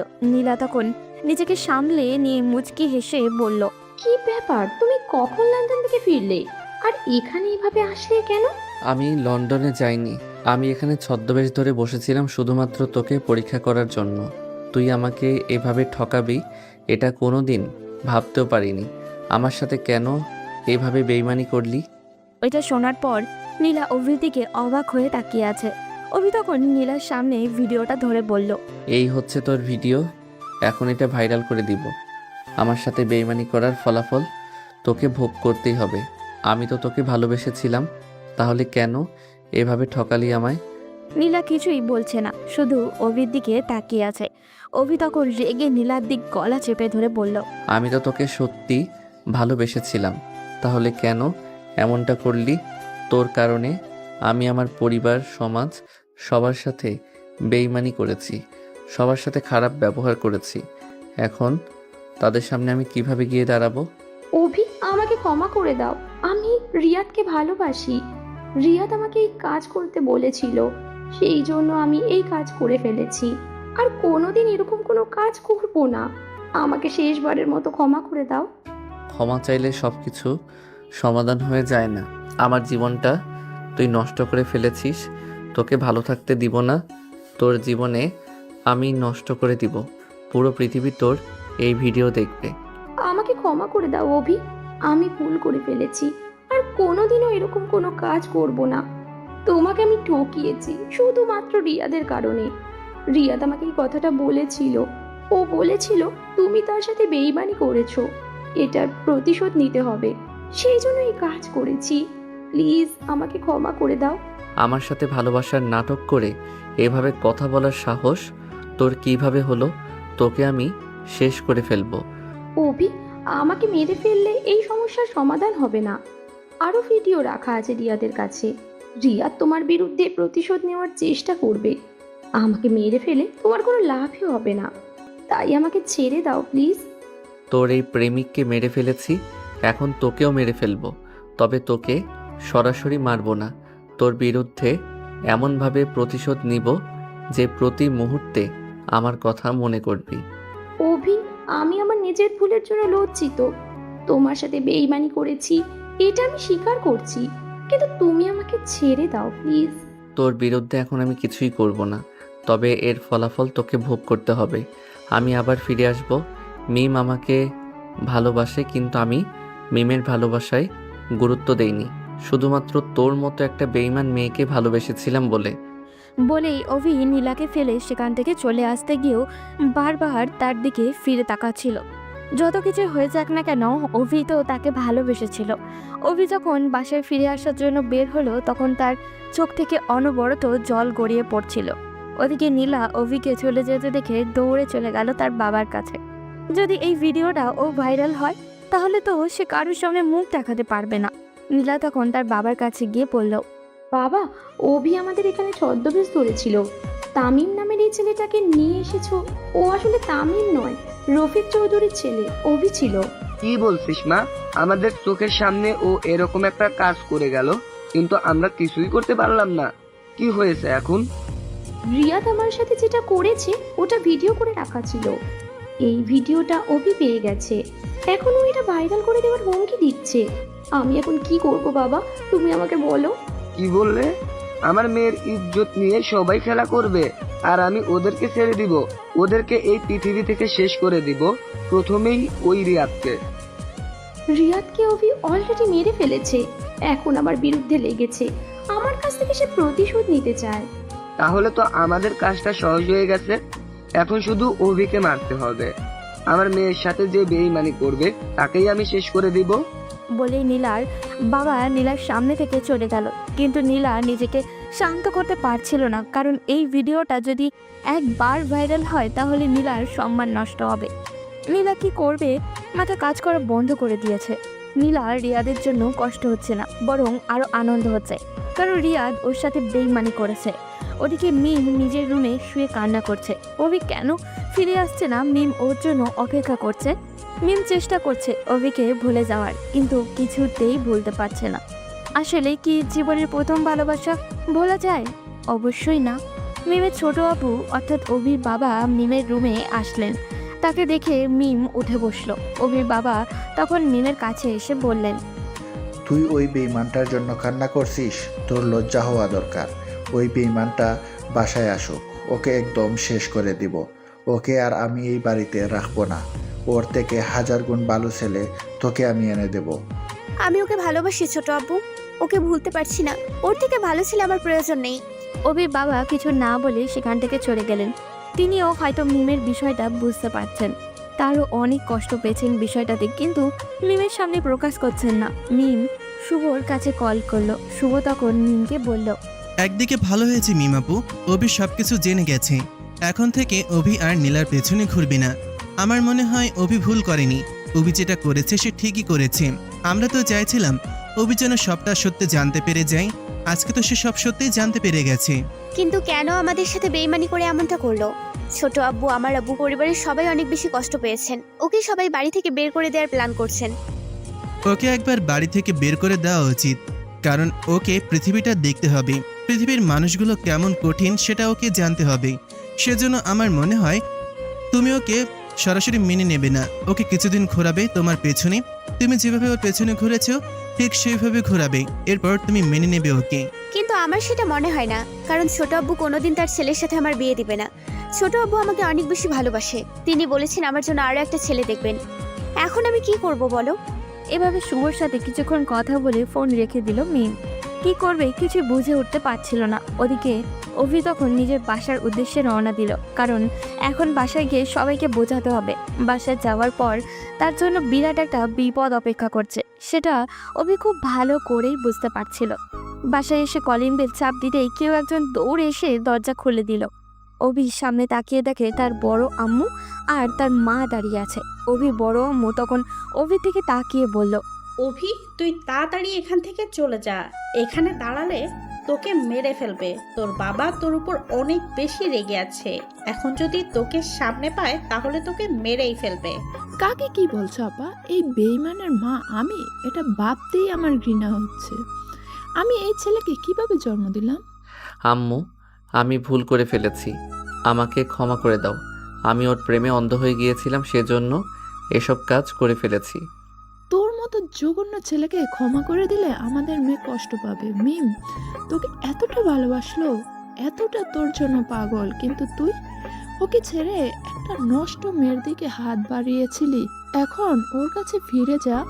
এখানে কেন এসেছিস? আম্মু প্লিজ। অভি কিছু বলতে যাবে এর আগেই তার আম্মু কাছে এসে ঠাস করে অভির গালে একটা থাপ্পড় দিয়ে দিল। এরপর তার দিকে তাকিয়ে রাগী কণ্ঠে বলে উঠল, তোর মতো জঘন্য ছেলের মুখে মা ডাক শুনতে আমার ঘৃণা লাগছে। তুই আমাকে কোনো দিন মা বলে ডাকবি না। আমি তোর মা নই, আমি তোকে জন্ম দেইনি। অভি তখন তার আম্মু পা জড়িয়ে ধরে কান্না করতে শুরু করলো। তখন অভির বড় আম্মু তার দিকে তাকিয়ে বললেন, বাবা আমার, তোর কাছে রিকোয়েস্ট করছি তুই এখান থেকে চলে যা, না হলে তোর বাবা যদি এখানে আসে তাহলে তোকে মেরে ফেলবে। আমি এখন কোথায় যাব বড় আম্মু? আমি তো ওখান থেকে চলে এসেছি। আমি ওদের বিরুদ্ধে প্রতিশোধ নেব। ওদের কারণে সব কিছু হারিয়েছি। তোমরা আমাকে প্লিজ ক্ষমা করে দাও। আমি বলেছি না এই বাড়ি থেকে বেরিয়ে যেতে? তাহলে এখানে দাঁড়িয়ে আছিস কেন? তোর এই বাড়িতে আর কোনো জায়গা নেই। আমি তোর আব্বুকে ডেকে নিয়ে আসছি, দাঁড়া। কিন্তু অভির আব্বুকে ডাকতে হলো না। তার বাবা কোথা থেকে যেন চলে আসলো। হয়তো তাদের চিৎকার শুনেছে উনি। শুধু রফিক সাহেবই না, বাড়ির বাকি সবাইও চলে এসেছে। অভির বাবা এসে অভিকে দেখে চিৎকার করতে শুরু করলো। ওদিকে মিম তখন নিচের রুমেই বসেছিল। হঠাৎ করে চিৎকার শুনে দৌড়ে নিচে নামলো ও। নিচে নেমে দেখলো অভি দাঁড়িয়ে আছে। অভিকে সামনে দাঁড়িয়ে থাকতে দেখে মিমের কষ্টগুলো আবারও নাড়া দিতে শুরু করলো। মিম তখন দৌড়ে নিচে নেমে অভির কাছে গেল। আমি কতবার বলেছিলাম ওই মেয়ের ব্যাপারে, কিন্তু আমার কথা বিশ্বাস করিসনি। এখন গিয়ে দেখছিস ওই মেয়েটা কীরকম। আমি তোকে ভালোবেসেছিলাম অভি, কিন্তু তুই আমার ভালোবাসা বুঝতে পারিসনি। আমার সাথে বেইমানি করেছিস, এর ফলাফল তোকে ভোগ করতে হবে। আমি তোকে কোনোদিন ক্ষমা করে দিব না, কোনোদিন না। মিম অভির সামনে দাঁড়িয়ে অনবরত কান্না করে যাচ্ছে। আর তার এই কান্না দেখে অভির ভেতরটা পুড়ে যাচ্ছে, কিন্তু অভি কিছুই করতে পারছে না। তখন অভির বাবা এসে মিমকে সরিয়ে দিয়ে বললেন, এই বেঈমানের কাছে তুই যাবি না। আমি তোর জন্য এর চেয়ে 1000 গুণ ভালো ছেলে নিয়ে আসব। এই ছেলেটা আজ থেকে এই পরিবারের কেউ না। অভির এই কথা শোনার পর তার বাবার দিকে তাকালো। তার বাবাও কাছে এসে তাকে থাপ্পড় দিতে শুরু করলেন। এটা সবাই দাঁড়িয়ে দেখছে, কিন্তু কেউ কিচ্ছু বলছে না। অভি তখন তার বাবার দিকে তাকিয়ে বলল, বাবা, আমি ভুল করে ফেলেছি। আর কোনোদিন এরকম কোনো কাজ করব না। তোমরা আমাকে শেষবারের মতো ক্ষমা করে দাও। ক্ষমা? তাও আবার তোকে? তোর মতো বেঈমান ছেলেকে আমি কোনোদিন ক্ষমা করব না। একবার মেয়েটার দিকে তাকিয়ে দেখ, মেয়েটা তোকে কত ভালোবাসে, কিন্তু তুই মেয়েটার ভালোবাসার মূল্য না দিয়ে একটা জঘন্য মেয়ের পিছনে ঘুরছিলি। বাবা, আমি যেটা করেছি সেটা অন্যায় করেছি। আমি আর কোনো দিন এরকম কোনো কাজ করব না। আজকেই শেষ। এরপর থেকে তোমরা যদি আমাকে কোনো ভুল কাজ করতে দেখো তাহলে আমাকে বাড়ি থেকে বের করে দিবে। কিন্তু শেষবারের মতো আমাকে ক্ষমা করে দাও। আমি তোকে কোনোদিন ক্ষমা করব না। তোকে ছেলে বলতে আমার লজ্জা লাগছে। এই চৌধুরী বাড়ির যোগ্য তুই না। আর কোনোদিন তুই এই বাড়িতে ঢুকতে পারবি না। অভি তখন তার বড় আব্বুর কাছে গেল, কিন্তু আরমান সাহেবও অভিকে এগিয়ে আসতে দেখে সরে গেলেন। এরপর অভির দিকে তাকিয়ে বললেন, ছোটবেলা থেকে বাবা তুই যা চাইছস তাই তোমাকে দিয়েছি। কোনোদিন তোমাকে কোনো কাজে আপত্তি করিনি। তোমার বাবার বিরুদ্ধে গিয়ে অনেকবার, কিন্তু তুমি যেভাবে আমাদের সাথে বেইমানি করবে এটা আমরা কোনোদিনও ভাবতে পারিনি। তাই তোমার বাবার ওপর আজ আমি আর কোনো কথা বলবো না। অভি তার বড় আব্বুর এই রকম কথা শুনে তার দিকে তাকালো। যে বড় আব্বু কোনোদিনও তার কোনো কাজে বাধা দেননি, আজকে তিনিও অভির থেকে মুখ ফিরিয়ে নিয়েছেন।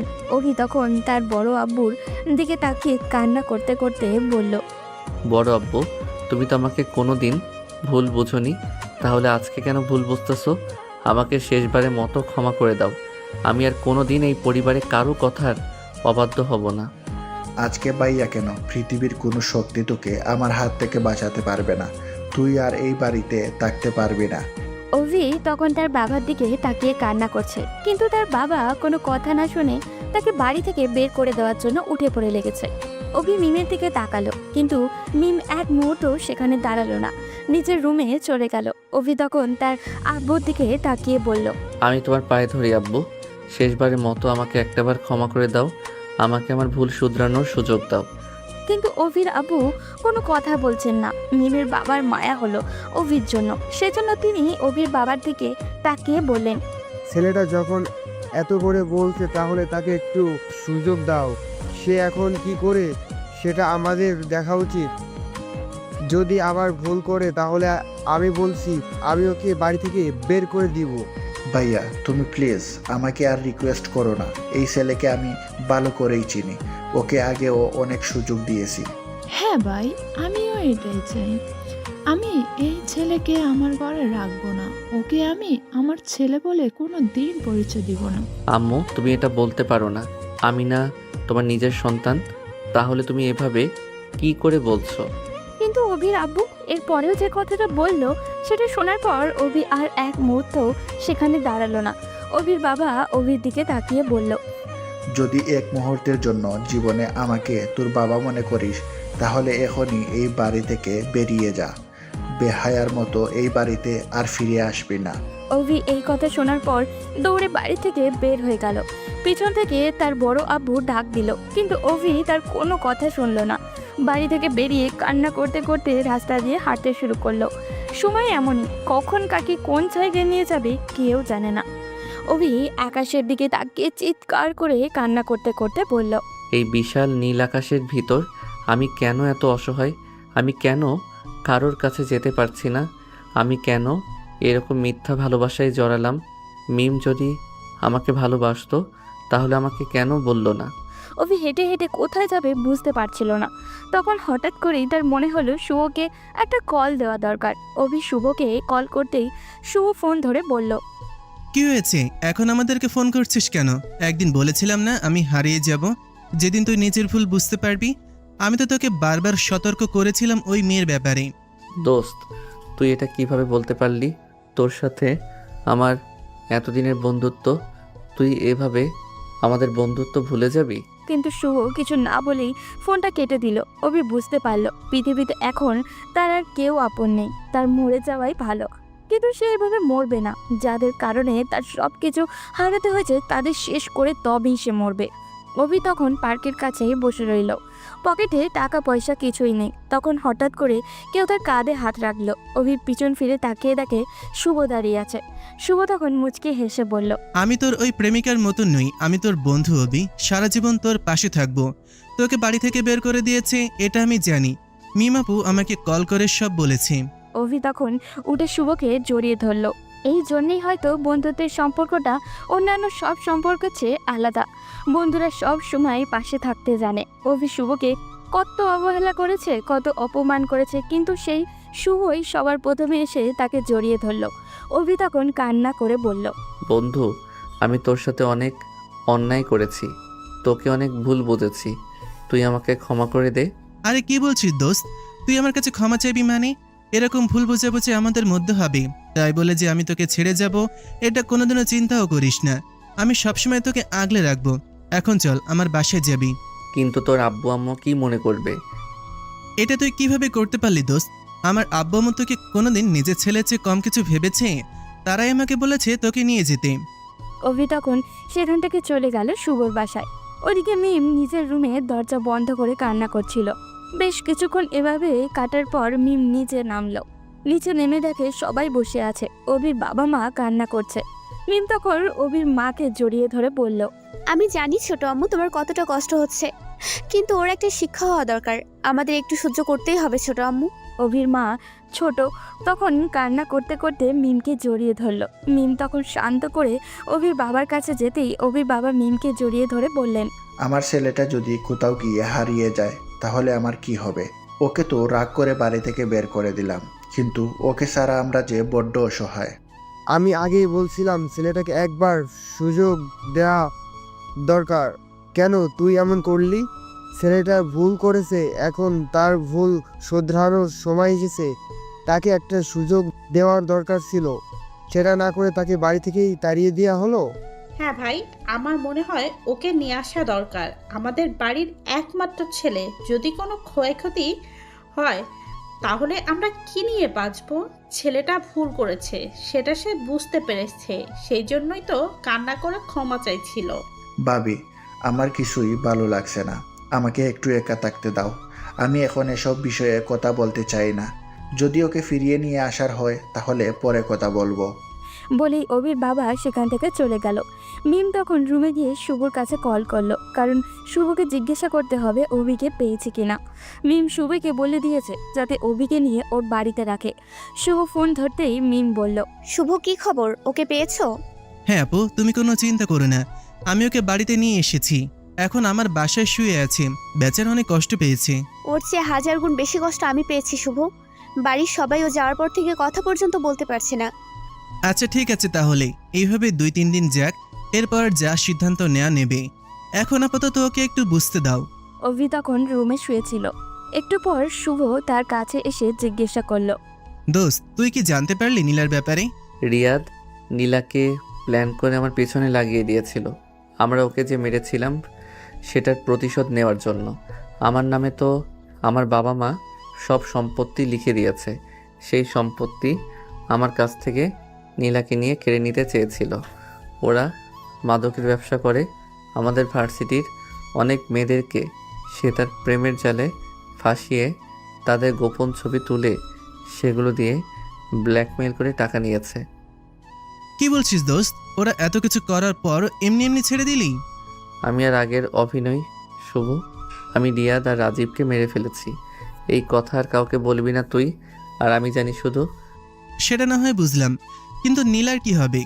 ওকে আরও ভয়ঙ্কর শাস্তি দিতে হবে। আমার মনে হয় ও আমার থেকে প্রতিশোধ নেওয়ার চেষ্টা করবে। ওর সকল গোপন ছবি আমার কাছে আছে। ঠিক করেছিস দোস্ত, ওই মেয়েটাকে একটা শিক্ষা দেওয়া দরকার। কিন্তু মিম আপু যে আমাকে এতটা ভালোবাসে এটা আমি বুঝতে পারিনি। আপু আমাকে কেন বলেনি? আমাকে শুধু শাসন করেছে আর সবার থেকে আলাদা রাখার চেষ্টা করেছে, কিন্তু কোনোদিন আমাকে ভালোবাসার কথা বলেনি। মিমাপুকে তুই বুঝতে পারলি না দোস্ত। আপু তোকে অনেক বেশি ভালোবাসে, কিন্তু কোনোদিন বলেনি।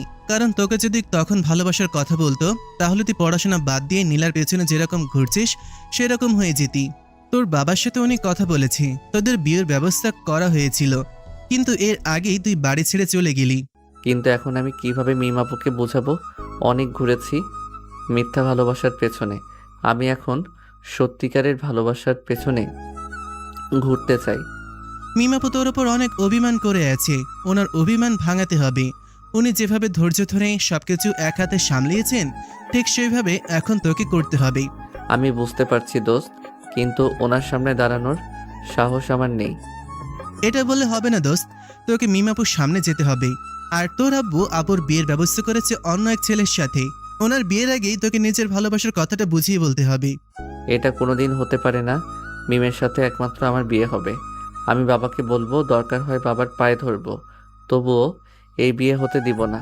ওদিকে নীলার বাবা 2টা লোককে নিয়ে এসেছেন বাসায়, কারণ তিনি ভালো করে বুঝতে পারছেন অভি বেঁচে থাকলে তার সম্মান নষ্ট হয়ে যাবে। সেজন্য অভিকে তিনি শেষ করে দিতে চান। তিনি তার সামনে থাকা ছেলেটার দিকে অভির একটা ছবি এগিয়ে দিয়ে বললেন, এই হচ্ছে অভির ছবি, ওকে পৃথিবী থেকে তুলে দিতে হবে। আপনি চিন্তা করবেন না স্যার, আমাদের পেমেন্ট করে দিন, আমরা এর ব্যবস্থা করে ফেলবো। এরকম সামান্য একটা ছেলেকে মারা আমাদের কাছেও ব্যাপারই না। ও অন্য সবার মতো নয়, অভি অনেক চালাক একটা ছেলে, তাই খুব সাবধানে কাজ করতে হবে। ম্যাডাম, আপনি কোনো চিন্তা করবেন না, 1 সপ্তাহের ভিতরে ওর মৃত্যুর সংবাদ পেয়ে যাবেন। তখন নীলার বাবা একটা টাকার বান্ডিল নিয়ে আসলেন, এনে ছেলেটার দিকে এগিয়ে দিয়ে বললেন, এই নাও রাফি, তোমাকে পেমেন্ট করে দিলাম। 1 সপ্তাহের ভিতরে ওকে মারতে পারলে আরো দিব। ওকে স্যার, তাহলে তো আমাদের কাজের গতি আরো বাড়বে। এখন যাই, কাজ শেষ হলে পরে দেখা করব। বলেই ছেলেগুলো তখন সেখান থেকে চলে গেল। তার গিয়ে অভিকে খুঁজতে শুরু করলো। ওদিকে নীলা তখন নিজের রুমে গিয়ে অভির ফটো বের করলো। এরপর হাসতে হাসতে অভির দিকে তাকিয়ে বলল, আমাকে ব্ল্যাকমেল করার অনেক শখ, তাই না অভি? এখন দেখ কেমন লাগে। আমার সাথে লাগতে এসেছিলি, এখন তোর সাথে যা হবে ভাবতেই তো আমার গা শিরশির করছে।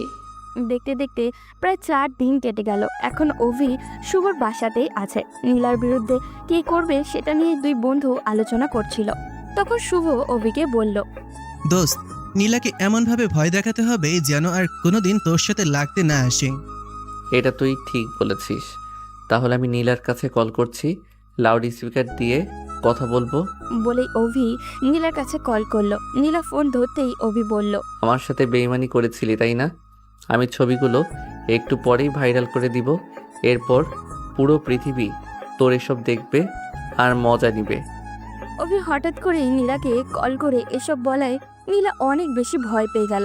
নীলা তখন অনুরোধে সুরে বলল, অভি প্লিজ আমাকে ক্ষমা করে দাও, আমি আর কোনোদিনও এরকম কোনো কাজ করব না। তোর কোনো ক্ষমা নেই, তোর এই ছবিগুলো আমি ভাইরাল করবই। অভি, আমি তোমার পায়ে ধরি, এই কাজটা করো না প্লিজ। তুমি আমার সম্মানের কথাটা একটাবার চিন্তা করো, আমি সমাজের সামনে মুখ দেখাতে পারবো না। যখন আমার সাথে বেইমানি করেছিলি তখন আমার সম্মানের কথা একটাবার চিন্তা করিসনি? আমার পরিবার, সমাজ, সবার কাছে আমাকে লাঞ্ছিত করেছিস। আমাকে আমার বন্ধুর বাসায় থাকতে হচ্ছে শুধু তোর জন্য। তখন অভির পাশে বসে থাকা শুভ ফোন হাতে নিয়ে বলল, আমার বন্ধুকে ভুল বুঝিয়ে অনেক টাকা খেয়েছিস। তুই আমাকে সবার সামনে মিথ্যাবাদী প্রমাণ করেছিস, আমার ইজ্জত নিয়ে টানাটানি করেছিস। আমি সবার সামনে আগে এই ছবিগুলো ভাইরাল করে দেব। তারা দুইজন নীলাকে নিয়ে অনেক মজা করছিল, কিন্তু নীলা কিছুই করতে পারছিল না। নীলা তখন কান্না করে বলল, তোমরা কেন এরকম করছো?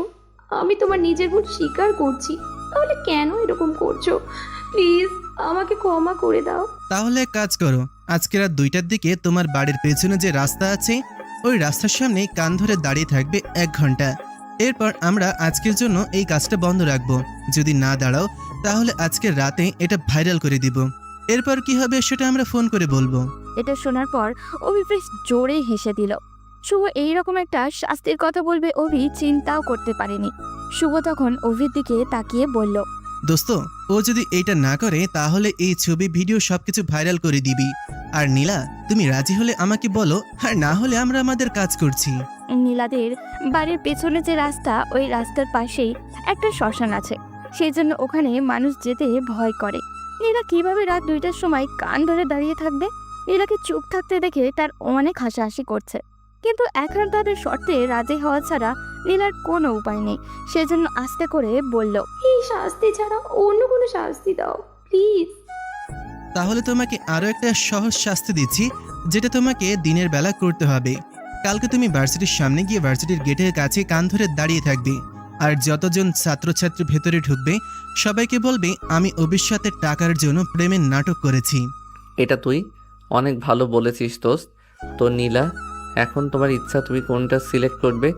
ইউনিভার্সিটির সামনে যদি কান ধরে দাঁড়িয়ে থাকে তাহলে নীলার মান সম্মান কিছুই থাকবে না। আর রাতের বেলা সে কিভাবে দাঁড়াবে ওই রাস্তায়? কিন্তু ভার্সিটির সামনে দাঁড়ানো থেকে রাতের বেলায় দাঁড়ানো মনে হয় ভালো। আমি তোমাদের প্রথম শর্তে রাজি, আমি আজকে রাতেই শ্মশানের পাশের রাস্তায় দাঁড়িয়ে থাকবো, কিন্তু প্লিজ তোমরা এই ছবিটা ভাইরাল করো না। আচ্ছা ঠিক আছে নীলা, তুমি তাহলে রাত 2টার সময় ওইখানে থাকবে, আমরা ওইখানে আসবো। যদি 1 মিনিটও লেট করো তাহলে কিন্তু সঙ্গে সঙ্গে ভিডিও ভাইরাল করে দেব। বলেই তারা ফোন রেখে দিল। নীলা তখন কি করবে বুঝে উঠতে পারছিল না, কান্না করতেই শুরু করলো। এখন তার বাবাকেও কথাটা বলতে পারবে না, কারণ তার ভিডিও ভাইরাল করে দিবে। ওদিকে অভি আর শুভ দুজন হেসে গড়াগড়ি খাচ্ছে। শুভকে অনেক কষ্টে হাসি থামিয়ে অভির দিকে তাকিয়ে বলল, আমি কালকে ওকে বলবো এই শীতের মধ্যে ওদের বাড়ির বাইরের পুকুরে গা ভিজিয়ে বসে থাকতে। এটা তো আরো মজার দোস্ত। আমার সাথে বেইমানি করার ফলাফল ওকে ভোগ করতেই হবে। ওদিকে এই 4 দিন অভির বাসায় কেউ ঠিকমতো খাওয়া দাওয়া পর্যন্ত করেনি। মিম নিজেও অনেক কষ্ট পাচ্ছে অভিকে না দেখে। ড্রয়িং রুমে অভির বাবাকে বসে থাকতে দেখে মিম সেখানে গেল। অভির বাবার মন খারাপ দেখে মিম ওনাকে জড়িয়ে ধরে বলল, ছোট আব্বু, আমি আর থাকতে পারছি না অভিকে ছাড়া। তোমরা অভিকে নিয়ে আসো এই বাড়িতে। তুই কি বলছিস মামনি? ওকে আবার নিয়ে আসবো মানে? ওকে এই বাড়িতে ফিরিয়ে আনলে তোকে আবার কষ্ট দিবে। আমরা তোর কষ্ট সহ্য করতে পারবো না মা। অভির মা টেবিলের কাছে দাঁড়িয়ে আঁচলে মুখ গুজে কান্না করছিল। মিম ওনার দিকে তাকাতেই মুখ লুকিয়ে ফেললেন। মিম তখন অভির মাকে টেনে এনে অভির বাবার সামনে দাঁড় করিয়ে বলল, তোমরা নিজেরা কষ্ট পাচ্ছ আর ছোট আম্মুকেও কষ্ট দিচ্ছ। কাল রাতেও আমি ছোট আম্মুকে ছাদে দাঁড়িয়ে কান্না করতে দেখেছি। তোমরা এরকম করো না, ওকে বাড়িতে নিয়ে আসো। এই বাড়িতে এনে ওকে যা শাস্তি দেওয়ার দাও। দরকার হলে সবাই ওর সাথে কথা বলা বন্ধ করে দেব, ওকে ইগনোর করব। তবুও এভাবে বাড়ির বাইরে রেখো না। হ্যাঁ রফিক, আমার মনে হয় ওকে বাড়িতে নিয়ে আসা দরকার। মিম ঠিক বলছে, ওকে বাড়িতে নিয়ে আসার পর আমরা সবাই ওর সাথে কথা বলা বন্ধ করে দিব, তখন চাপে পড়ে এমনিতেই ঠিক হয়ে যাবে। আচ্ছা, তোমরা যখন এত করে বলছো তাহলে কালকে ওকে গিয়ে নিয়ে আসবো। কিন্তু এই বাড়িতে নিয়ে আসার পর কেউ ওর সাথে ভালো করে কথা বলবে না। ওকে ওর পাপের শাস্তি পেতেই হবে। মিম তখন মনে মনে অনেক বেশি খুশি হলো। কালকে অভিকে আবার দেখবে। এখন থেকে অভি ওর সামনেই থাকবে। ওদিকে শুভ আর অভি রাত 2টার দিকে বাইক নিয়ে বেরিয়ে পড়ল। শ্মশানের ওখানে গিয়ে দেখলো নীলা দাঁড়িয়ে আছে। ভয় তার শরীর কাঁপছে। শুভ তখন এগিয়ে গিয়ে জিজ্ঞাসা করলো, কি ব্যাপার নীলা? সরি মিস নীলা ম্যাডাম, আমরা বলেছিলাম কান ধরে দাঁড়িয়ে থাকতে, তাহলে এভাবে দাঁড়িয়ে আছো কেন? তাড়াতাড়ি কান ধরো, না হলে কিন্তু আরও সময় বাড়বে। 1 ঘন্টা বলেছিলাম, এখন কিন্তু 2 ঘন্টা করে দেব। না না, প্লিজ এরকম করো না। তোমরা যেভাবে বলেছো আমি সেভাবেই দাঁড়াবো। তাহলে আর কোনো কথা বলো না, তাড়াতাড়ি কান ধরে দাঁড়িয়ে যাও। আমরা পাহারা দিচ্ছি, যদি কোনো উল্টাপাল্টা কিছু করার চেষ্টা করো তাহলে কিন্তু একদম শেষ করে ফেলবো। আরেকটা খুশির খবর দিই আপনাকে, আপনার ওই দুষ্টু দুষ্টু ছবিগুলো এখন আমার কাছে আছে। আর আমাকে তো তুমি ভালো করেই চেনো, তাই চালাকি করে নিজের বিপদ ডেকে এনো না। নীলা অভিকে দূরে দাঁড়িয়ে থাকতে দেখলো। সে নীলার সামনে আসছে না। নীলার সামনে আসলে সে আর নীলাকে কষ্ট দিতে পারবে না। নীলা তখন কান ধরে দাঁড়িয়ে থাকলো। অভি আর শুভ নীলাকে দাঁড়ি করিয়ে রেখে আবারও বাইকে করে চলে গেল। নীলা সেখানে দাঁড়িয়ে প্রতিশোধের আগুনে পুড়তে শুরু করলো। ওদিকে শুভ আর অভি যখনই বাসায় ফিরছিল তখন শুভ অভির কাছে হাত রেখে বলল, দোস্ত, কালকে তোর জন্য একটা সারপ্রাইজ আছে। সারপ্রাইজটা পেলে তুই অনেক খুশি হবি, এটা আমি জানি। কি এমন সারপ্রাইজ দোস্ত, বল তো শুনি। সেটা কালকেই দেখতে পাবি। সারপ্রাইজ আগে বলে দিলে কি সারপ্রাইজ থাকবে? তাই কাল পর্যন্ত অপেক্ষা কর। পরের দিন মিম সহ অভির পুরো পরিবার চলে গেল শুভর বাসায়। শুভর বাসায় গিয়ে দেখলো এখনো অভি ঘুমিয়ে আছে। মিম তখন শুভর বাবা মায়ের সাথে গল্প করছিল। ওদিকে শুভ গিয়ে অভিকে টেনে নিয়ে নিচে এলো। অভি নিচে গিয়ে দেখে তার পরিবার সবাই বসে আছে। এটা দেখার পর অভির ভিতরে যে কি আনন্দ কাজ করছিল সেটা ভাষার বলে বোঝাতে পারবে না ও। অভি তখন দৌড়ে চলে গেল তাদের কাছে। অভির বাবা অভির কাছে এসে বলল, এইবার একটা শেষ সুযোগ দিতে চাচ্ছি, এখন থেকে ভালো হয়ে যাও। অভি তখন তার বাবাকে জড়িয়ে ধরে কান্না করে বলল, আব্বু আমি কথা দিচ্ছি আর কোনোদিন তোমাদের কথার অবাধ্য হব না। এখন থেকে আমি ঠিকমতো পড়াশোনা করব। আমরা যে এত রিকোয়েস্ট করে এখানে নিয়ে আসলাম তোমার বাবাকে, আমাদের তো কোনো গুরুত্বই দিচ্ছ না দেখি। অভির বড় আম্মুর কথায় অভি গিয়ে তার বড় আম্মুকে জড়িয়ে ধরলো। এরপর সবার সাথে কথা বলে অভি শুভর পরিবারের কাছ থেকে বিদায় নিয়ে বাসার উদ্দেশ্যে রওনা দিল। বাসায় আসার পর তো সে পুরাই অবাক। কেউ তার সাথে তেমন একটা কথা বলছে না। ওখানে তার সাথে কি ভালো করে কথা বললো, কিন্তু বাসায় আসার পর কথা বলছে না কেন? অভি তখন তার আম্মুর কাছে গিয়ে লুকিয়ে জিজ্ঞাসা করলো, আম্মু, আমি তো তোমার একমাত্র ছেলে, তাই না? তুমি আমাকে বলো সবাই এমন করছে কেন? সবকিছুর পর মায়ের মনে ছেলের এমন অসহায় কণ্ঠ শুনে থাকতে পারল না। অভির গালে হাত রেখে বললেন, তোকে সবাই শিক্ষা দেওয়ার জন্য এরকম করছে, আর কোনো দিন এরকম কোনো অন্যায় কাজ করবি না বাবা। তুই তো আমাদের সব, তুই আমাদের একমাত্র সন্তান। তুই যদি এরকম করিস তাহলে কিভাবে হবে? তোকে শিক্ষা দেওয়ার জন্য সবাই তোর সাথে কথা বলা বন্ধ করে দিয়েছে। মিম অনেক অভিমান করেছে তোর উপর। আগে মিমের অভিমানটা গিয়ে ভাঙা। আমার বৌমাকে আমি খুব তাড়াতাড়ি আমার ছেলের সাথে দেখতে চাই। তুমি কোনো চিন্তা করো না আম্মু, শুধু বৌমা নিয়ে আসবো না, তোমার জন্য নাতি নাতনিও নিয়ে আসবো। অভির এমন কথা শুনে অভির মা হেসে অভির গালে আলতো করে একটা থাপড় দিল। অভি তার মায়ের কপালে চুমু দিয়ে মিমের রুমে গেল। গিয়ে দেখলো মিম রুমে মন খারাপ করে বসে আছে। অভিকে দেখে অন্যদিকে মুখ ফিরিয়ে নিল। অভি তখন মিমের কাছে গিয়ে বলল, আমার উপরে এখনো রাগ করে আছো? আমি তো ভুল স্বীকার করছি, এরপরও কেন এমন করছো? অভির এমন কথা শোনার পর মিমের চোখ বেয়ে জল গড়িয়ে পড়তে শুরু করলো। মিম তখন অভির দিকে তাকিয়ে বলল, কেন এখানে এসেছিস? আমার সাথে তোর কোনো সম্পর্ক নেই, আমি তোকে ভালোবাসি না। এরকম করে বলো না প্লিজ, আমার অনেক কষ্ট হয়। তুমি কি বুঝতে পারছো না আমি তোমাকে ভালোবাসার চেষ্টা করছি? তাহলে কেন আমাকে ইগনোর করছো? আমি এসব সহ্য করতে পারছি না। কিন্তু মিম কোনো কথা না বলে রুম থেকে বেরিয়ে গেল। অভি বুঝতে পারলো এই অভিমানের পাহাড় ভাঙা এত সহজ না, কিন্তু চেষ্টা চালিয়ে যেতে হবে। তাই অভি দ্রুত বেরিয়ে পড়ল। সে জানে মিম ফুচকা খেতে অনেক বেশি ভালোবাসে, সেজন্য অভি এই রাতের বেলায় চলে গেল ফুচকা আনতে। ফুচকা নিয়ে এসে রাত 3টার দিকে মিমের রুমের সামনে গেল। গিয়ে দেখলো মিমের রুমে লাইট জ্বালানো, তার মানে এখনো জেগে আছে। মিম এখনো জেগে কী করছে সেটা দেখার জন্য অভি দরজাটা হালকা করে সরিয়ে উকি দিতেই দেখলো মিম তার একটা ফটোর দিকে তাকে কিছু একটা বলছে। অভি একটু ধীর পায়ে এগিয়ে গিয়ে শোনার চেষ্টা করলো মিম কি বলছে। কেন এরকম করলি অভি? আমার স্বপ্ন কখন পূরণ হবে? কোন দিন তুই আমার হবি? তুই কি বুঝতে পারছিস না আমি তোর ওপর অভিমান করে আছি? তুই কি আমার অভিমান ভাঙানোর চেষ্টা করবি না? তোমার অভিমান ভাঙানোর জন্যই তো এই রাতের বেলা গেলাম, ফুচকা নিয়ে আসলাম। এই রাতের বেলা যেতে আমার কতটা ভয় করছিল, যদি আমাকে কেউ ধরে নিয়ে যেত। বলতে বলতে অভি ভিতরে ঢুকলো। মিম শুধু অভির দিকে তাকিয়ে আছে। অভি তখন এগিয়ে গিয়ে মিমকে জড়িয়ে ধরলো। মিম অভিকে ছাড়িয়ে নেওয়ার চেষ্টা করছে, কিন্তু অভি তাকে শক্ত করে জড়িয়ে ধরে বলল, এই শোনো, আমি ঝাল দিয়ে ফুচকা নিয়ে এসেছি, এখন এগুলো খেয়ে নাও। এরপর আমার সাথে যত ইচ্ছা যুদ্ধ করবে। মিম তখন অভির এমন কর্মকাণ্ডে অবাক হয়ে গেল। তার মনে অজানা এক আনন্দ এসে ভিড় করলো, কিন্তু সেটা অভির সামনে প্রকাশ করলো না। হালকা রাগী কণ্ঠে অভির দিকে তাকিয়ে বলল, তুই কেন আমার জন্য ফুচকা নিয়ে এসেছিস? আমি তোর আনা ফুচকা খাবো না, তুই তোর নীলার কাছে ফুচকা নিয়ে যা। আমি কতবার বলেছি ওই মেয়েটার নাম আমার সামনে আর আনবে না। আমি ওকে ভুলে যেতে চাই, আমি তোমাকে ভালোবাসতে চাই। তুমি কেন ওই মেয়েটার কথা আমাকে মনে করিয়ে দিচ্ছ? আমি নিজের ভুলের উপর লজ্জিত, আর কোনোদিন এরকম কোনো কাজ করব না। আমাকে ক্ষমা করে দাও। বলতে বলতে অভির কান্না করে দিল। মিম শুধু অভির দিকে তাকিয়ে আছে। অভিকে নিজের চোখের সামনে কান্না করতে দেখে মিম সহ্য করতে পারছিল না।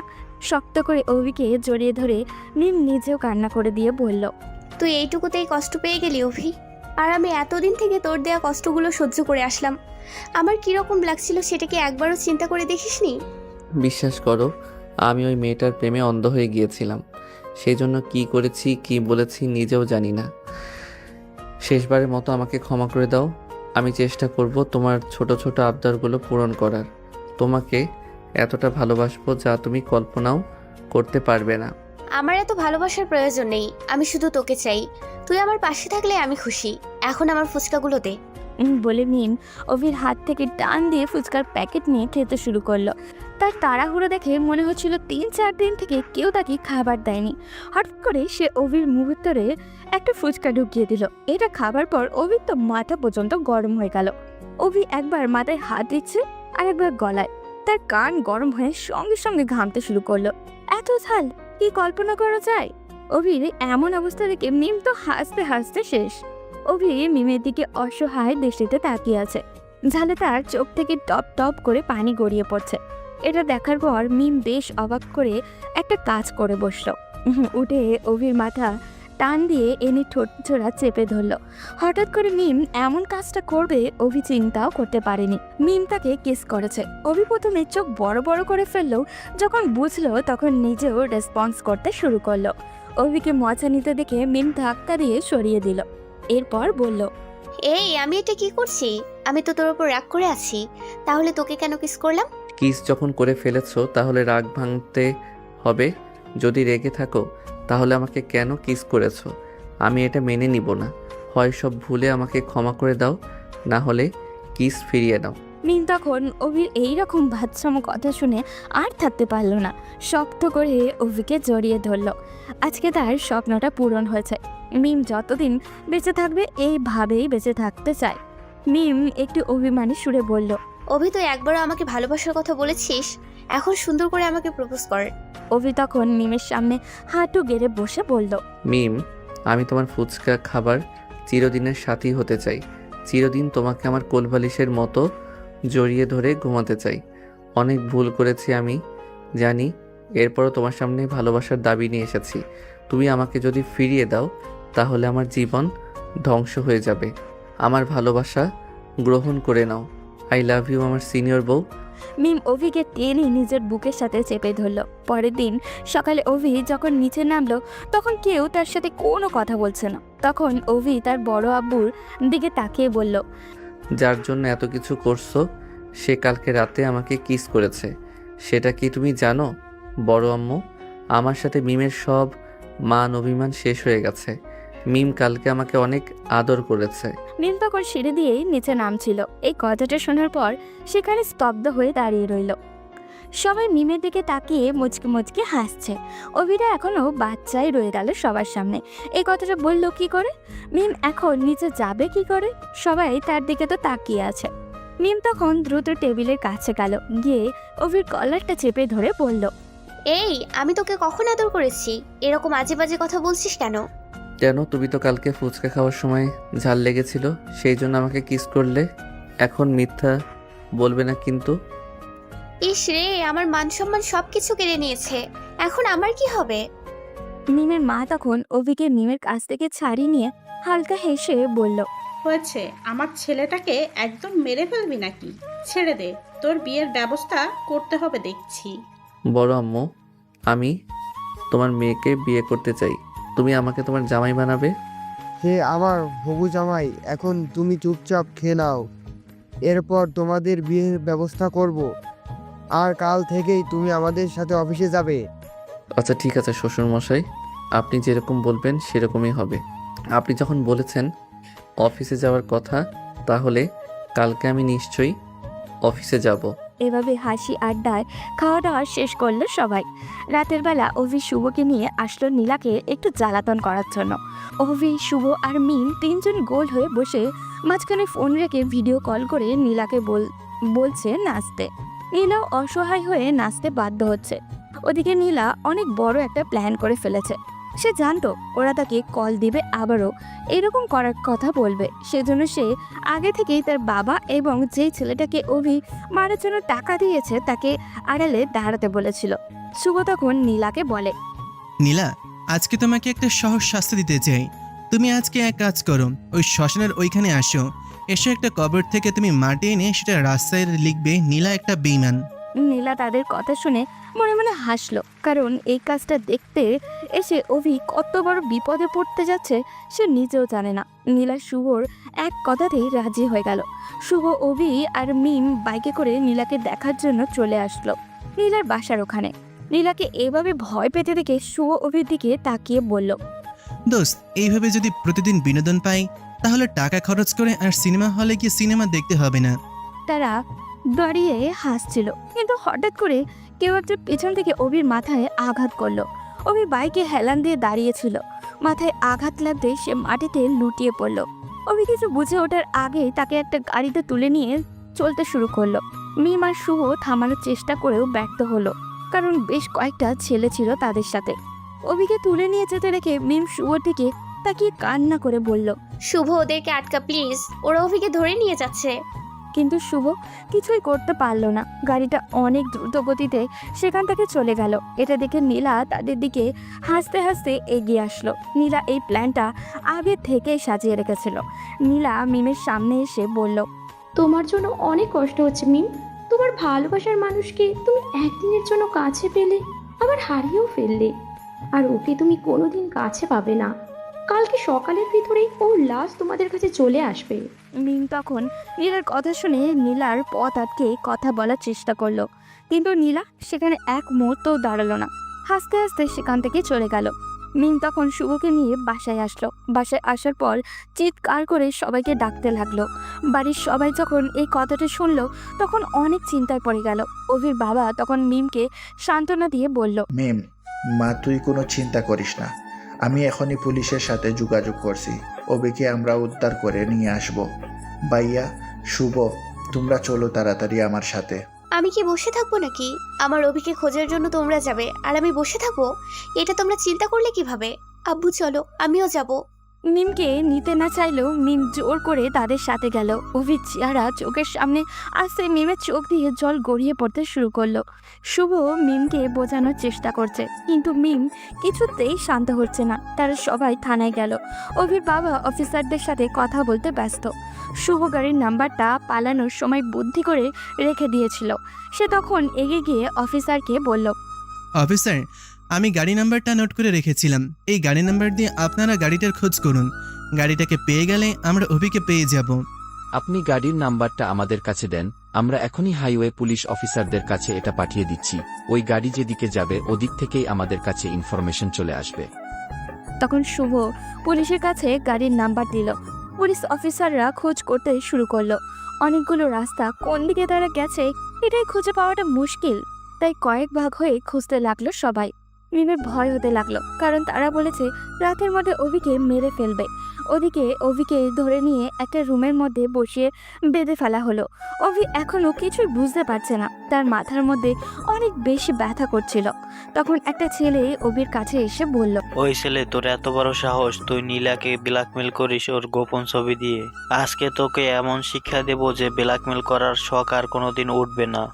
তোমরা আমাকে এখানে ধরে নিয়ে এসেছো কেন? নীলা আমার সাথে বেইমানি করেছিল, সেই জন্য আমি নীলার কাছ থেকে প্রতিশোধ নিচ্ছিলাম।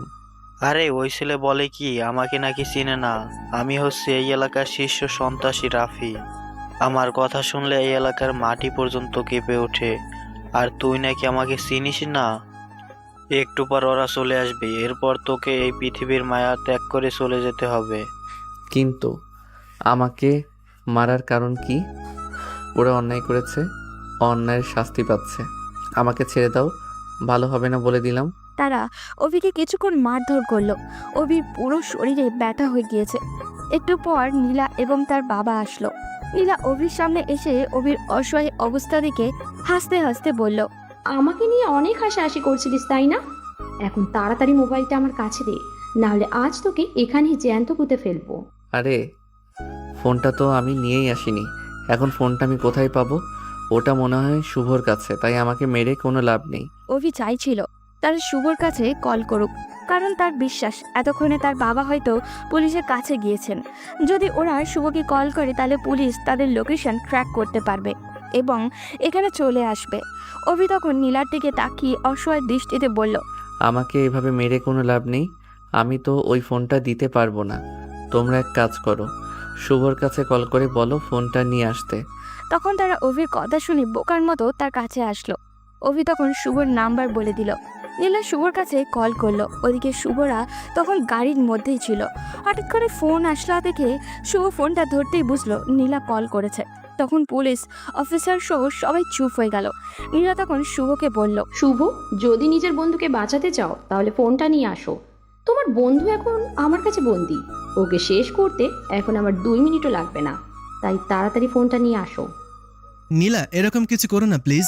তুমি যেটা বলবে আমরা সেটাই শুনবো, কিন্তু আমার বন্ধুকে কিছু করো না। আমি ফোনটা নিয়ে আসছি, তোমরা কোথায় আছো বলো। আমাকে কি বোকা পেয়েছিস? আমি যদি এখন ঠিকানা বলি তাহলে তোরা এখানে চলে আসবি।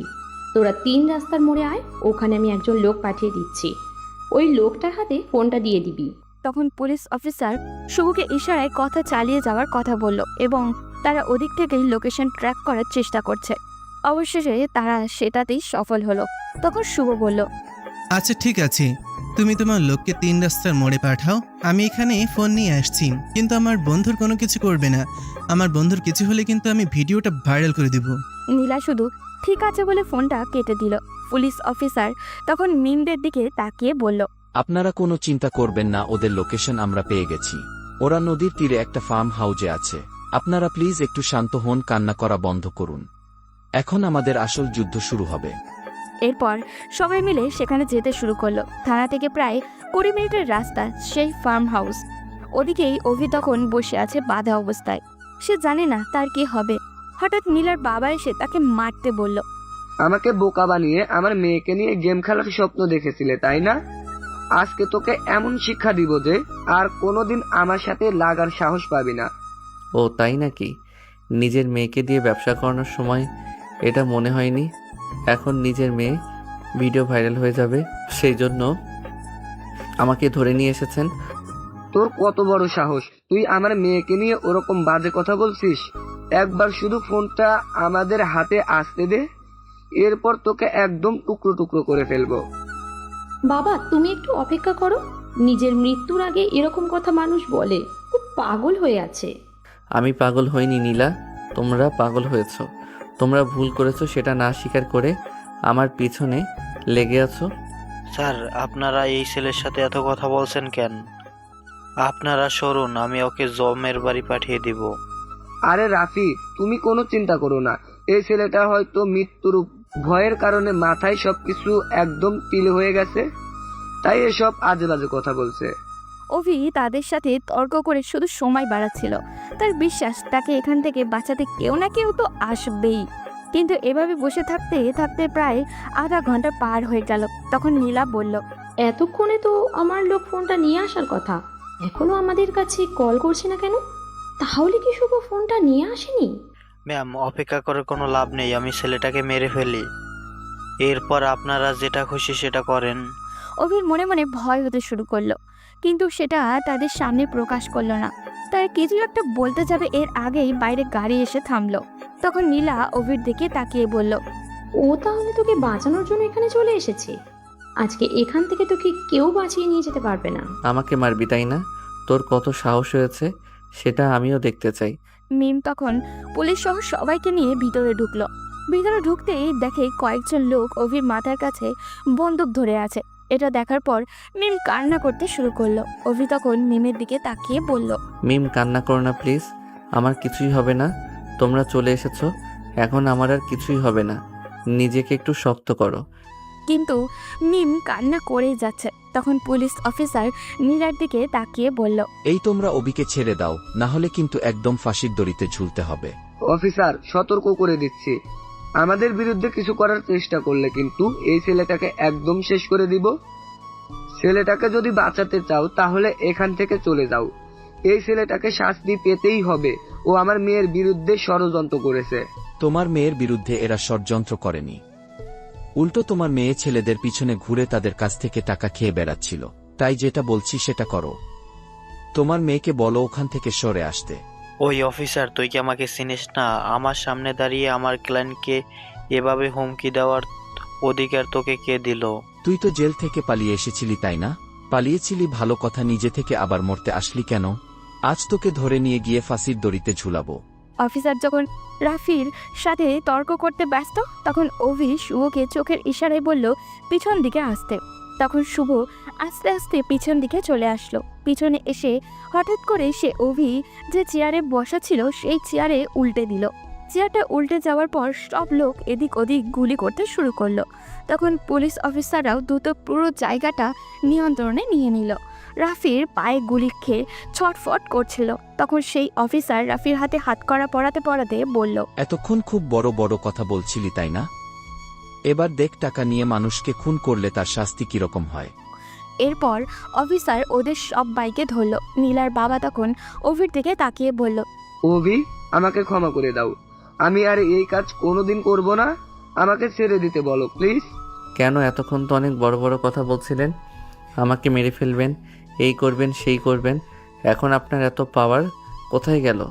তখন তারা সবাই কান্না করতে শুরু করলো। কিন্তু অভি তাদের দিকে ফিরেও তাকালো না। সে শুভর কাছ থেকে ফোনটা নিয়ে নীলার কাছে চলে গেল। এরপর ফোনটা নীলার হাতে দিয়ে বলল, এই ফোনের আমার কোনো প্রয়োজন নেই। আমি তোমাকে এতদিন শুধু ভয় দেখাচ্ছিলাম। আমি কোনোদিনও কোনো মেয়ের অসম্মান হতে দিব না, এটা বিশ্বাস রাখতে পারো।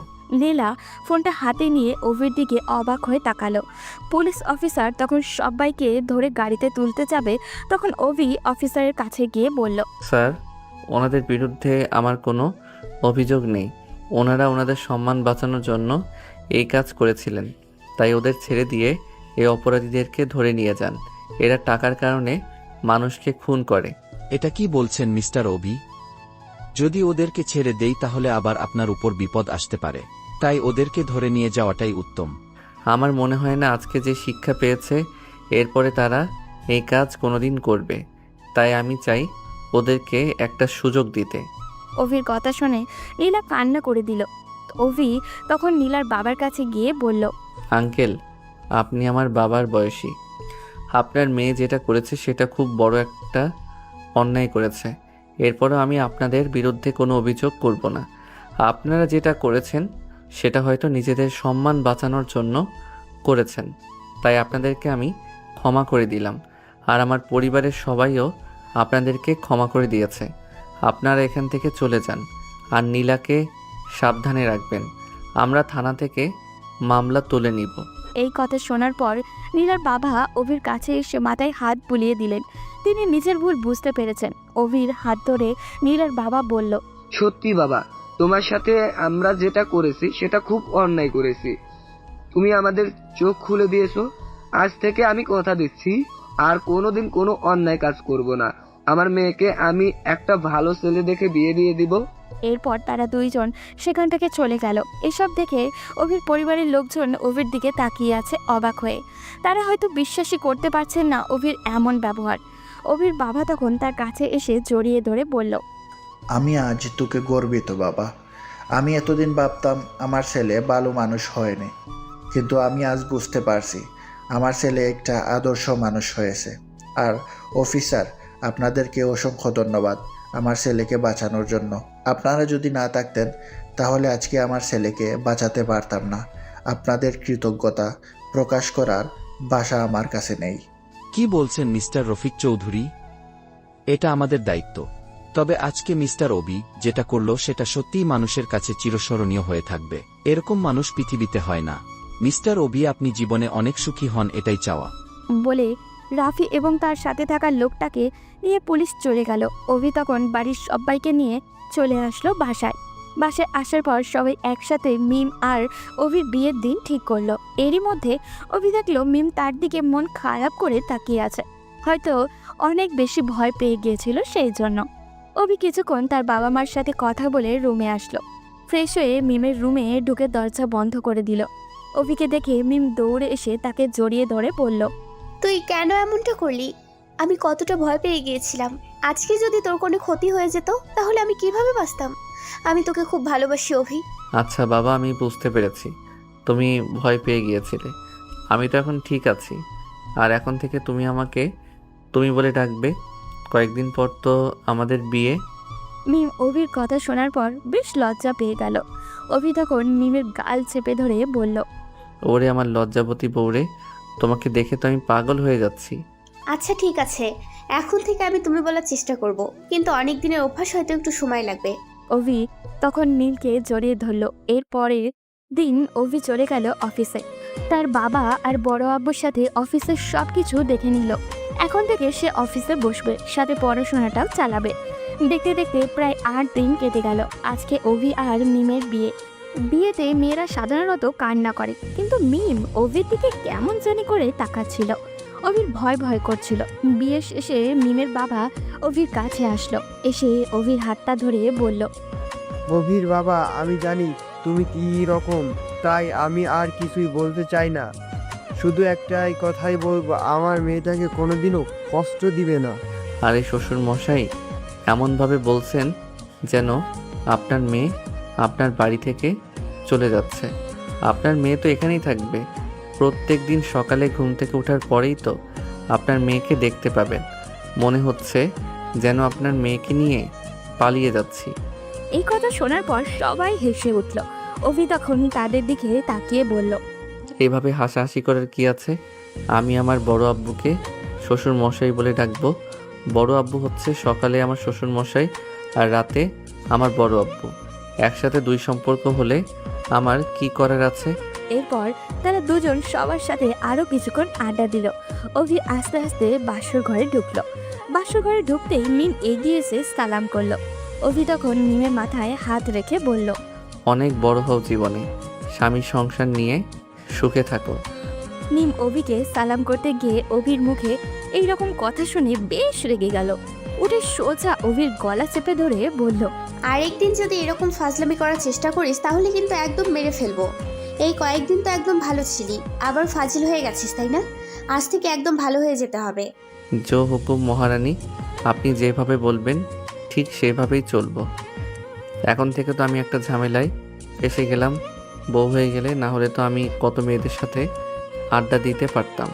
এই কথা বলার পর অভি মিমের চোখে জল দেখতে পেল। অভি তখন হেসে মিমকে জড়িয়ে ধরে বলল, আর আমি তো একটু মজা করছিলাম, এর মধ্যেই তুমি কান্না করে দিলে। আমার সাথে যদি আরেকদিন এসব মজা করার চেষ্টা করিস তাহলে কিন্তু আমি আর এই বাড়িতে থাকবো না।